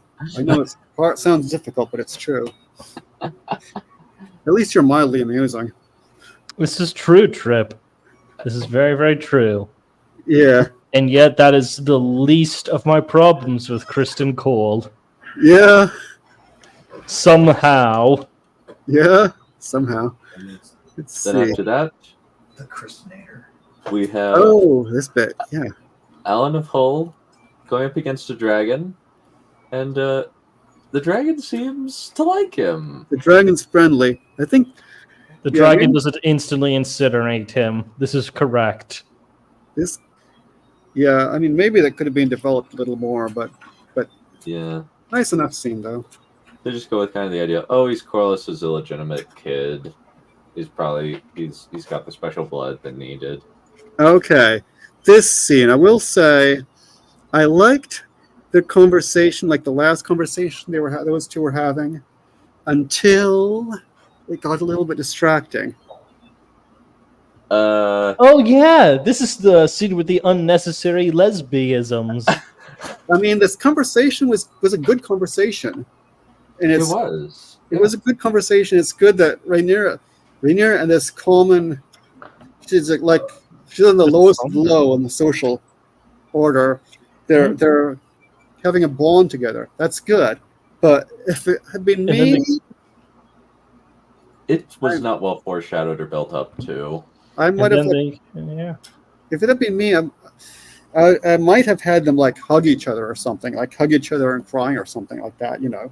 But as soon as it turns into a lesbian style kiss, then a guy who's watching it gets distracted because he's like, oh, these two ladies are getting at each other. They're having a go at each other. Yeah. No, that's not what I thought. I was like, guys, Guys, stop. Get back to the show, writers. Writers, what are you doing? Why are you having... Stop. Oh my god, thank fuck. Well, yeah, that was also me. Both of those were me. It's like there's time a and problem. place. Yeah. It was a wholesome moment until they just is like, why? Yeah, they don't have really good, like, no offense to the actors. Yeah, that's a very good point. I think it would have been better if, like, this conversation was with Corlys Valerian. I think that makes sense. She Yeah. barely knows Miss Arya. Also, this was not well built up to at all. Not really. I mean, they sort of foreshadowed something when Miss Arya says, "Oh, I think that sword becomes you, Your Grace." Yeah. Yeah, That was so much foreshadowing as the lesbian thing got. God damn, I can't believe I'm about to say this, but this was Noble's style of writing. Oh, that's harsh. That is, yes. Yeah, I'm like, but is it wrong? No, it's not. The writers had to have to take their hands off their dicks and just get back to writing the story. Well, Yeah. you've mastered the talent of writing while jerking off, so you should be impressed by these people. I have not, and I do not try. But I thought Rosa's upper extremities. Yes, that is a part of her body. Yes, that people think. Sorry, Wister Chap. I don't mean to have a go at you.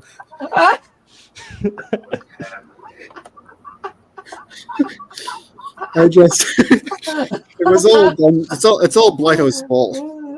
Yeah. Obviously. I would definitely say that I am a much more horny writer than Mr. Wissia is. Well, at least Somehow. it doesn't have incest, at least. This, you know what? That is correct. We're just going to ignore the draft version number 2 that was written in approximately 2018, 2019. But, yeah. I've written more racy scenes than you have. Yeah. Anyway. Therefore, I mean, Definitely. yeah. I think like 5 or 6, possibly 7. Can't remember off the exact number off the top of my head. So anyway. Yeah, anyway. This is also a good point, but Westeros doesn't necessarily care when the Whammons. Well, when women practice are boon companions, they don't really care. They only really seem to care when it's guys doing the nasty with each other. They don't really care that much about women. This is also reflective of the ancient Greeks as well. Like, they had a very interesting word that was just a 6-letter F word that they called men who got it on with each other. They really, really hated male homosexuality. A lot, actually. Contrary to what popular beliefs. But females also, it's like it's not as bad to them. Yeah. It's because it's kind of a turn on. Whereas the other one is just gross. Unfortunately. Yeah. That's probably what it comes down to. And then after that, Trip, I understand your hate for men. Yeah. After that, Rhaenyra hears that that somebody has claimed sea smoke. That she immediately assumes Greens, so she gets on Cyrax and leaves, and that's the end of the episode. Nice. Overall, I think this middle section of the show this season has kind of fallen prey to a lot of time wasting. Yeah. Also, Aspiring is correct in his comment. Yeah. Very, very correct. All the world's terrible erotica between them if they tried. Yeah, They fair enough. probably did. Yeah. Good thing I grew up. Yeah. I just write higher class of erotica. Well, I don't know about that. Nah. So I anyway, at least don't use Mirror Swamp. you know who's even grosser than Germ before I run off all my errands? Who's even grosser than Germ? Diana Gabaldon, Outlander series. It's a very good series, but her scenes are really something a little gross. And there's like too many. There's like too much of it. All right. I'm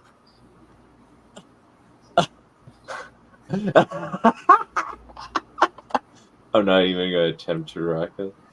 Yeah, that's your prerogative. All right. Was okay.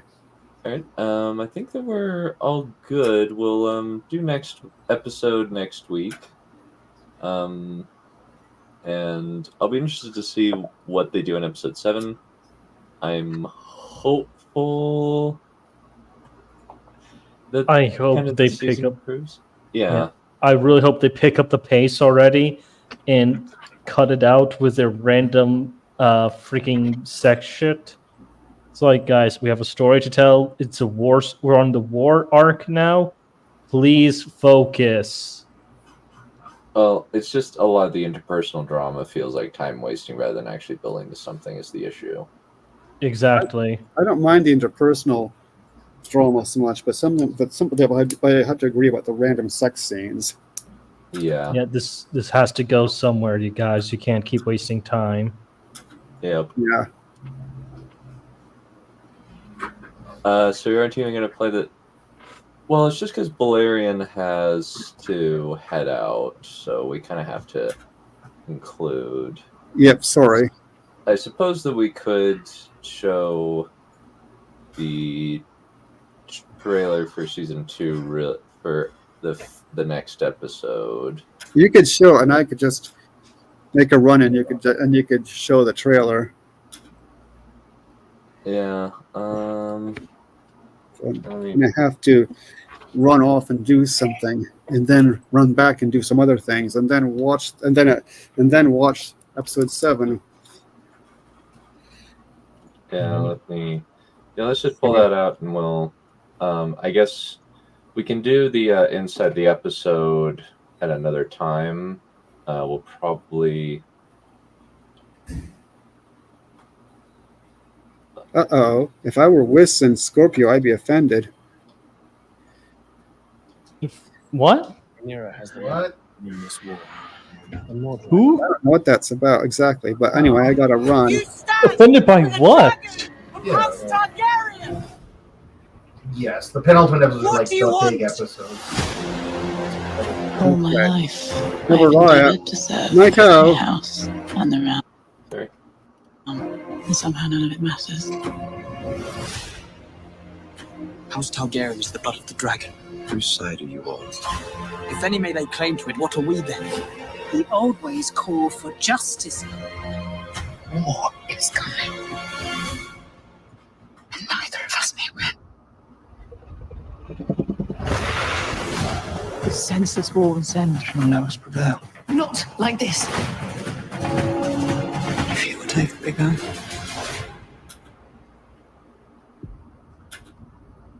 Oh, that's what you mean. Yeah.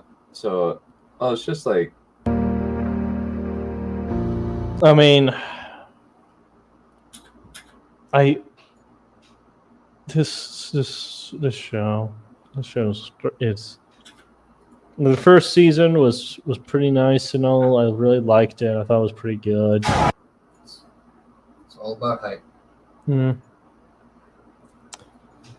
But anyway, yeah, exactly, Raptor. The war is coming. The war began in episode 1 of the season. It began episode 8 of the last episode of the last season. Like I need to emphasize how like we've covered like roughly like 12 sentences in the book. Yeah, That's about it. God. Yeah, they've Oh very my much been God. stretching this material. I think they could have had a much more tight season, but they kind of decided to expand. As far as the episode, This episode is very much everybody vying for power, but also it's very much about that happening through grief. Much of episode 5 revolves around how Rhaenys' death is resonating across all of the different characters, and no one as much as it lands with her husband, Corlys. I couldn't tell. These 2 seasons has slowly had every human connection stripped away from him one by one. He's sitting in the Hall of Nine, but it means nothing to him anymore because she's gone. And all of this stuff, who cares? Steve is an incredible actor. He has such deep soul to all of his performances. I had no clue that he was going to have this tear, like this silent tear roll down his face. It was incredibly moving to see it.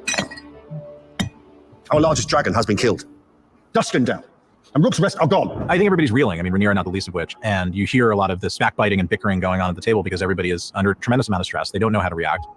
But Rhaenyra finds herself at sea. I mean, that was her last great female advisor. And that she wasn't an advisor. I mean, that was her last great advisor, period. Yeah. Like, she didn't really advise Rhaenyra very much. Yeah. Like she told her to not hurt people. That was roughly it. Yeah, she kind of says that about every actor. So she kind of, like, Claire Kilner, it seems like most of the House of the Dragon directors are terrible interviews. And, like, kind of regurgitate the same points over and over again. That's also when Rhaenyra sees this huge power vacuum and knows she's got to do something. Queen Rhaenyra wishes to lend you hand. Even the death of my wife does not content her. She's playing the role of the great politician here. The next best thing next to having Daemon back is one of the most respected men in Westeros, and that's the Sea Snake. And she doesn't exploit Rhaenys' death to do it. She knows that the man is there looking for purpose, probably looking for a bit of vengeance, and she probably takes advantage of that in the moment to try to get him back on side. Part of what has never been trod. What you cannot do, let others do for you. There is more than one way to fight a war. I think Mysaria's power increases in Rhaenys' absence because I think Rhaenyra is desperate in looking for that sympathetic female voice in her life. Mysaria is offering another way, which is I understand the will of the people, and we can manipulate that and play that to your advantage. An element of what we're watching is propaganda war, how to win the hearts of the people, and that's all learning that she receives from Mysaria. I don't think this is something that Rhaenyra had thought of or considered until Mysaria brought it to the fore, and it's a bit of a modern concept, this idea of the quote unquote power of the people. I have an errand for the Lady Mysaria. In real history, smart and sometimes cunning and ruthless medieval sovereigns did use people and their will to their advantage. Behold! The traitor dragon Meleys! It is. Look, they've killed a dragon. Mark my words, this is a black omen. I think this is very Cole. His expectations are so high. His expectations are for people to honor him and put him up on a pedestal. If you look like you've won and you carry yourselves like you've won, and the public don't know what's really happened, then that's what everyone's going to believe. But what happens is so different. Then they realize we won the battle. Strange victory, if it was one. The calculation that he doesn't make is how it will land on the small folk. I mean, Meleys is a beloved dragon that probably flew over that city. Which is dumb. I think that's dumb. Like, why would it be a beloved dragon? Yeah, what's going on here? Yeah, what? It's a little strange that people care. Yeah. Like, And why does also- anybody... Yeah, it might be scripted, yeah. That actually would make sense if it was scripted. Yeah, like, Oh yeah, of course they like prep. They're trained to like give out these answers. Yeah, there's a reason why every behind the scenes interview ultimately kind of sounds the same. Yeah, at least with Dumb and Dumber, they said some things that were completely asinine. Oh yeah. Yeah, like yeah, it's not really a modern thing to use propaganda. The ancient Romans used it with claiming that they were descended from various deities and such, like Julius Caesar from Venus. Yeah. I think, yeah, power of the people, I guess, is kind of the thing. Yeah. Yeah, that's pretty clear. Yeah. Yeah, I would concur. Symbols of the unshakableness, of the invincibility of the Targaryens. I thought the dragons was gods. You know, as soon as people can see you can kill dragons, well, then anybody can do it. And does that mean that these people that we've always thought of as being gods because of their ability to ride dragons is actually all a bit of a mirage? This is at best a terrible omen, and at worst a harbinger of the things to come.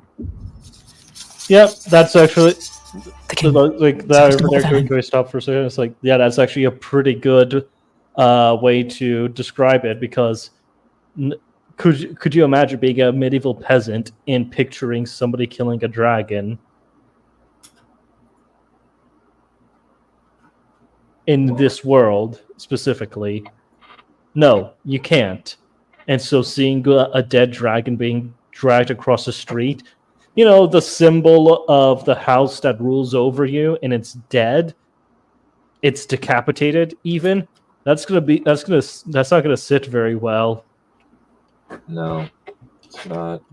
That's gonna stir a bit of some panic. It's like, oh no, what's gonna happen next now? Yeah, it's actually, I've heard the phrase that Herodotus was I think it was either Herodotus or somebody else, but he was described as the world's first blogger rather than an actual historian. Which I love that phrase. I think it's hilarious. His Grace fought valiantly. Raymond, what was his part in this? I cannot say. The dramatic tension that looms over the episode is what is the state of Aegon, and did he survive the end of episode 4, and will he survive through the end of this episode? And I think that's what's kind of looming over all these characters, that big question, to show the cost of letting your sovereign get on his dragon and ride into battle. Someone will have to rule in his stead. It's everything he ever wanted. With great power comes great responsibility, and he's got to be seen as someone who knows how to wield it. I agree, Your Grace. It must be Prince Aemon. I mean, this is a massive power shift all of a sudden at the Green Council, as dramatized by the meeting where Aemon takes power in this very kind of banal way, where he just stands up from the foot of the table, takes his ball, moves over to the king's seat and puts it down and sits, and then starts doling out orders while everybody, including Alicent, especially Alicent, are reeling from the decision. And you feel the shifts in that way and how different the Red Keep is going to be with Aemon in charge versus the way it was with Aegon. Can I say that I hate the fucking ball thing? I time to simple. It's so lame. Like, what is it? Like, what is that? Who thought of that? Could you elaborate? I just think it's stupid. Like, it's like, it's this weird, bizarre piece of paraphernalia that doesn't really seem to have any significance. Oh, the balls? Yeah. Yeah, they're dumb. Yeah, I don't. Yeah, I don't. There's nothing to them. They feel gratuitous. They feel like a weird, quirky, fantasy thing. Yeah. Full Lord Bracken, renounce the false King Aegon as a usurper. Bend the knee to me, or your house burns. Daemon approaches life always trying to hammer that square peg into the round hole, and he's just trying to force his will upon this place. I love the image of him in his full like dragon battle armor sitting on the rock and not understanding what's happened and saying, I did not think they would be so eager to die. And the Riverlands is just this unwranglable place to him. He's brought his values and sort of Targaryen Dragonlord values into a place that is rich with the old gods and these old ways. These people just don't respect the Dragonlords the way Daemon is hoping or used to. What? That's actually bad. That's actually not. What? That's like total, like, don't get me wrong. Like, I get what he's trying to say, but like that's just not what's on screen. That's also not true. Even if we go by the original novels, Aegon freed the Riverlands. The Riverlands is the most loyal place to the Targaryens. Overall, yeah. House Tully never doesn't rebel against House Targaryen until Robert's Rebellion. Yeah, and the Riverlands are now like they're fractious, we could say. But like it's also that like he is employing the most well-known old gods worshiper in the Riverlands right now. Right. Also, there's only one house that worships the old gods in the entirety of the Riverlands. Yeah, it's the one working for him. Yeah, every other house is Face of the Seven, which, like, is odd. It's just like odd the way he said that. It's like, and honestly, like the Riverlands, they owe everything to House Targaryen and the Dragonlords. Oh, yeah. They got Harren the Blackout, something that Aegon single-handedly took out Harren the Black, the worst thing to happen to the Riverlands until Tywin Lannister. Yes, exactly, right? And it's like I agree with everything you're saying. I think that's a perfectly good point. And again, the way he's framing it is just strange. Like the one old god house in the Riverlands is the one fighting with Damon. What's going on here? See, I must begin here with a lesson in etiquette. On the page, I thought, yeah, this is the right territory. This is where we should be. This is where his head's at. It's how mental his kind of state is. Is Damon trying to usurp Rhaenyra? It's like unfair that he wasn't given the crown, that he isn't listened to, that he doesn't have that power. We just don't know what he's going to do or ultimately how he's going to turn. And while I don't think that anybody could ever be asked to believe that he would turn against Rhaenyra and like go to war against her, I think we could all believe that maybe Damon would just go and claim the throne for himself and then see what happens. What would you call the husband of the queen? Well, the king. There it is then. Consul. That last bit seems unnecessary, don't you think? I'm surprised they don't talk about the Oedipal crap. Wow. Yeah. Maybe I'm interested to kind of see the house that the house. Episode 206 is entitled Small Folk. Thing. The camera is constantly. And I'm interested to maybe at some point we'll take a look at it. They're kind of like in a long. There's a reason why I never watched the House That Built the Dragons. Yeah, so to give the sense that this most of it's like technical stuff, but this is kind of more the world is turning very slowly amidst this battle between the blacks and the greens. In a way, it's a boiling over of all of these things that have been simmering for so long. He dares to summon me with haste. I find Aemon to be one of the most interesting characters. He's driven by a very cold rationality. Aegon makes choices out of fear or anger, whereas Aemon's revenge will always be served cold. Aegon had so many people constantly trying to puppeteer him. It's Larys, or it's Alicent, or it was Otto, whereas now we've got Aemon. He's very difficult to manipulate. In a state of war, he's going to fight, just like Daemon. My uncle is a challenge. I welcome if he dares face me. I think Aemon is obsessed with Daemon in a way. I think he grew up in Daemon's shadow and hearing about the mystique of him. Aemon has spun Daemon up into being this rival to his and also somebody that he wants to emulate and then probably kill one day. Mother? I don't think that was well built up in the story at all. I would concur. Like I feel like they're kind of pulling that out of the rear. Yeah, they're kind of that's them telling us what's happening. Yeah. Yeah, I don't bug it. What? I really hate this. I think Aemon genuinely sees Alicent as no more than his mother and a woman, so why would she be on the small council? Because she respects her? Like, come on! Like, because that's his mother who ruled in absence of his father. Yeah, his loser dad, like come on. Like, Aemon sees the world in a very black and white way. We've always talked about Aemon as being the ultimate pragmatist. So he is not banishing his mother from the council out of cruelty. It's very simply like, I'm sorry, what is it that you do here and what's your role? You serve the realm well. The time of need. That need is ended. So long as he's seen as this indestructible, horror icon-esque Terminator-like figure, he'll be forever all-powerful. The indignities of your childhood not yet sufficiently been avenged. She tries to penetrate whatever heart he has left, but it's to no avail. So Stefan Darkling, your grace. I need more dragon riders. I think that there's kind of something there where he's like, I need to project this image of invincibility, and that's actually smart, fairly smart read. Yeah, that's fair. No, that's fair. It's definitely something that makes him interesting. I think it's an act out of desperation of Rhaenyra's because she realizes she's never going to have the Grand Army. She doesn't know how Daemon is going to break. And even if the Riverlanders do go her way, they're still weeks away by March. She takes another one of these pretty outlandish but understandable risks in trying to put Stefan Darkling on a dragon. Perhaps the gods will favor us. The first part of this journey is kind of an act of magical thinking. And I don't think it's that pragmatic. I think it's based on faith. This is part of the sort of fanaticism that we start to see her exhibit. It's a very dangerous thing to do because you suddenly take the idea of Targaryen superiority as dragon riders and you give it to anyone that has Targaryen blood. So you sort of democratize riding a dragon. It is a risk to life and limb, but on the other side of it, it means being written into the history books. Darkling gets intoxicated by that idea and doesn't think about the possible consequences, which sadly are quickly visited upon him. Rhaenyra's last-ditch idea literally goes up in flames. There is not food enough in the city. The people are hungry and their anger is rising. I think Larys is smart enough to try and warn Aemon that people are hungry. When people are hungry, they become desperate. When people become desperate, things happen.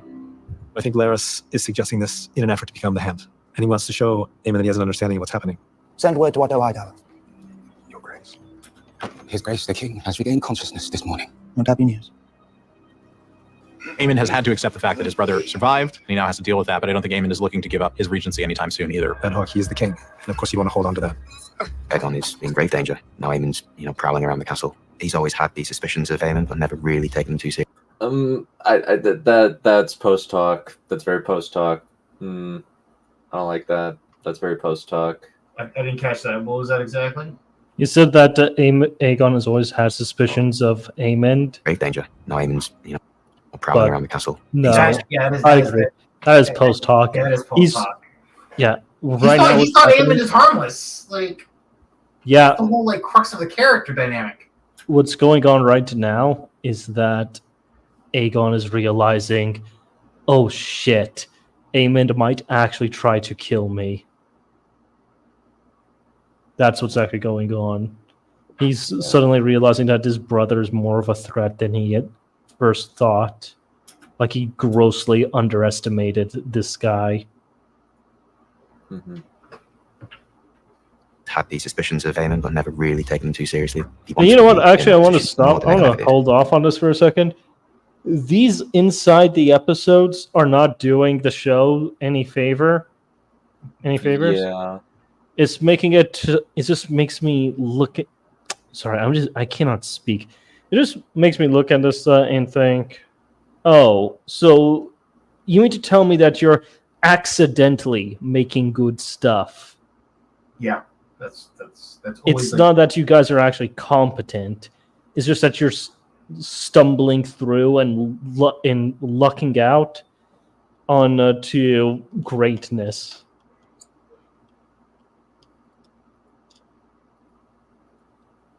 Which again, not very good. You don't want to give me that impression. Yeah. Seems my brother has a long recovery ahead of him, Grand Maester. If Aegon was to fully recover and he was to tell people what Aemon did, that puts Aemon's newfound position in jeopardy. And so he's a major threat at this point.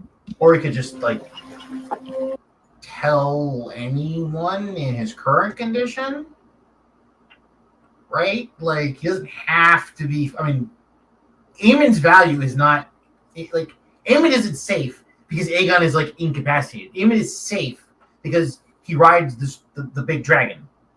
Yeah, he's safe because he is basically a fighter jet.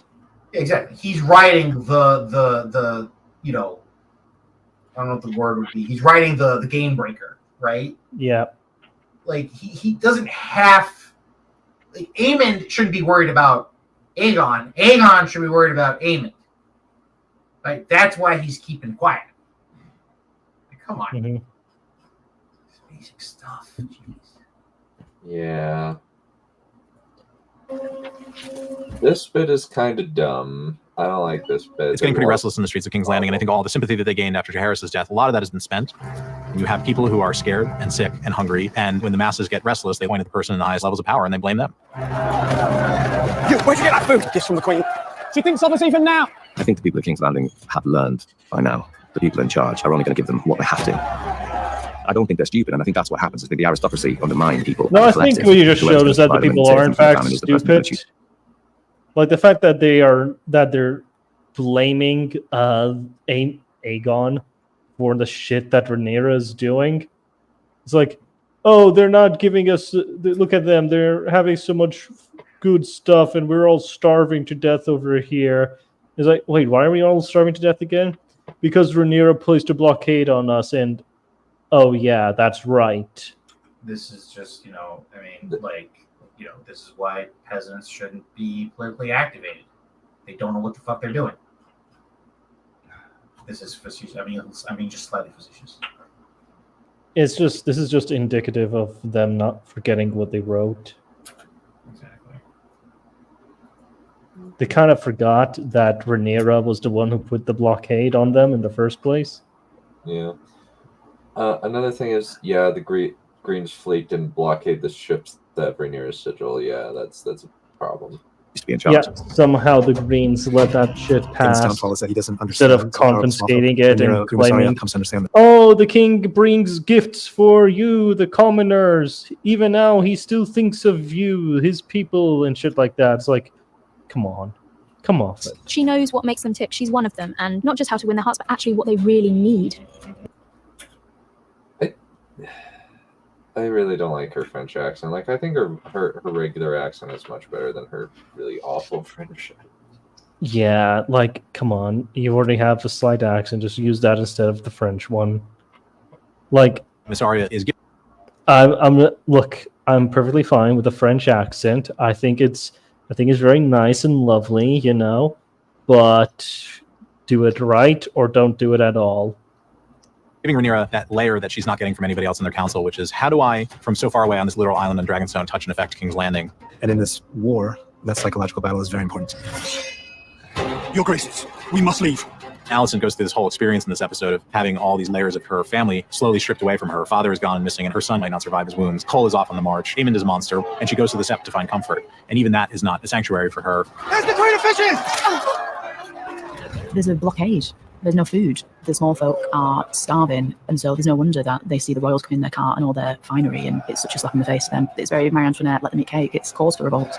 The effects of Aegon and now Aemond's reign have bubbled over and nearly take her and Helena's life. It is as we hoped, a warning to the usurpers that you have strength beyond what they accredited. It's been such an interesting part of this series for me, understanding that relationship.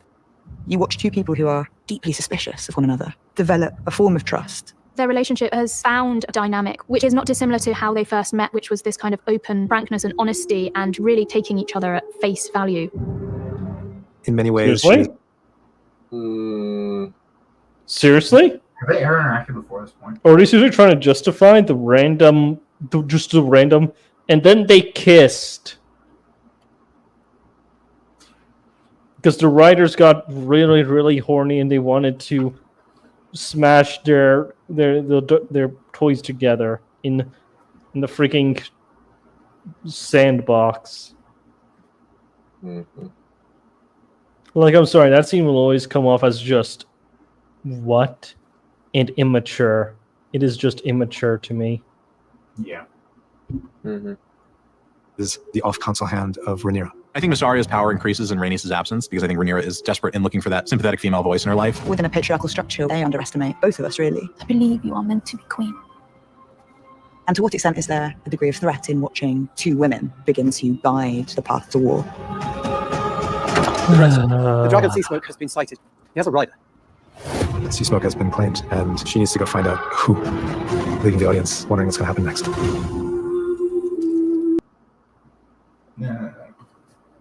You see, the second I start talking about, how patriarchal this stuff is, I just kind of like, I just roll my eyes a little bit because it's like, yeah, we get it, we understand. Could you don't have to say that part aloud. Yeah, it's very, very obvious. Part of it's George R. R. Martin's a very blunt man, and he's very much a liberal. Like very, very left-leaning. I actually watched an interesting video. I'd be interested to kind of take a look at it that talks about how all of George R. R. Martin's The Song of Ice and Fire is just a perversion of Lord of the Rings. That would be very, very interesting. It's interesting to think about. I mean, like, Martin's worst instincts as a writer are on display in the writing of the dance, and they do show themselves in contradistinction to, Lord of the Rings, right? Like on some level, right? Martin kind of wants us, at Martin's worst, right? He kind of wants us to hold all of Westeros in contempt, right? He wants us to hate the Middle Ages. He wants us to hate this fantasy setting. He wants us to hate the way they organize themselves politically and socially. And it's like that's not that doesn't make for that good of storytelling, and it's just kind of not true to the story. And not true to life either. No. Like I love how in this show, a woman getting pregnant is basically a death sentence in waiting. Yeah, I mean, you see it. Like, you see like liberal. Let me phrase this right. Like one of the worst sort of modern progressivist trends. This is this like idea that like motherhood and marriage like devalue, not just women but like both people, and it's really gross. It's like really disgusting. Whenever that kind of talking point comes up. Like, look, I'm not saying that like women should not be dying in childbirth, and they didn't die in childbirth that often, although they could, right? But like, being a parent is like it's more. Being a parent is probably going to be a better thing than. It's probably going to be the most important thing 95% of people do in their lives. Yep. Right. Let me see. Yeah, so the antinatalism of these positions is like really like it's very like distasteful as far as I'm concerned. Well, it's also kind of like scientifically off as well, and philosophically, it's just stupid. Like antinatalism is just a philosophical dead end. Literally, right? It is like it ends in death. So why should I be interested in it? I mean, no, it's a philosophical dead end in every single regards. It doesn't even achieve the goal that it sets out to. Because animals still have emotions and animals still experience pain. And so if you were to remove all of humanity, the experience of pain would still be felt. And also, it makes a very, very bold assumption that humanity is the only living thing in the entire universe that can experience pain and suffering.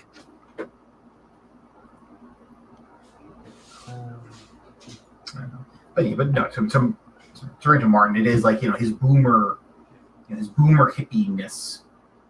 When that's like in full bloom, the story suffers for it. Yep. Like, it's just a good writer reveals the truth about his character. A bad one reveals the truth about himself. I suppose that's a good way of putting it. But and like I don't think that like an author can in the stumbling in an earnest attempt to make good art, even if they make art that's totally antithetical to what they believe, right? They can still do it, right? Like this is kind of like what happened to Warhammer, right? Like Warhammer was invented by like cringy,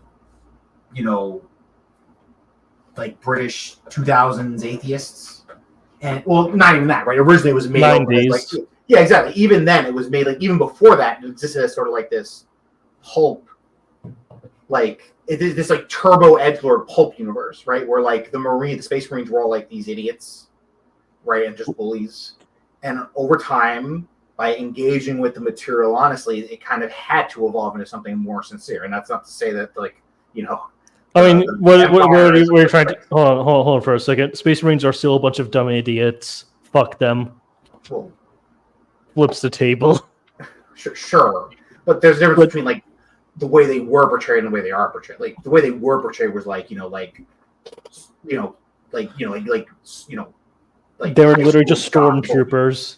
Yeah. They were just like Nazi stormtroopers, and that was it. Yeah, they were like a combination of Nazi stormtroopers and high school, the stereotypical high school jock, right? Yeah.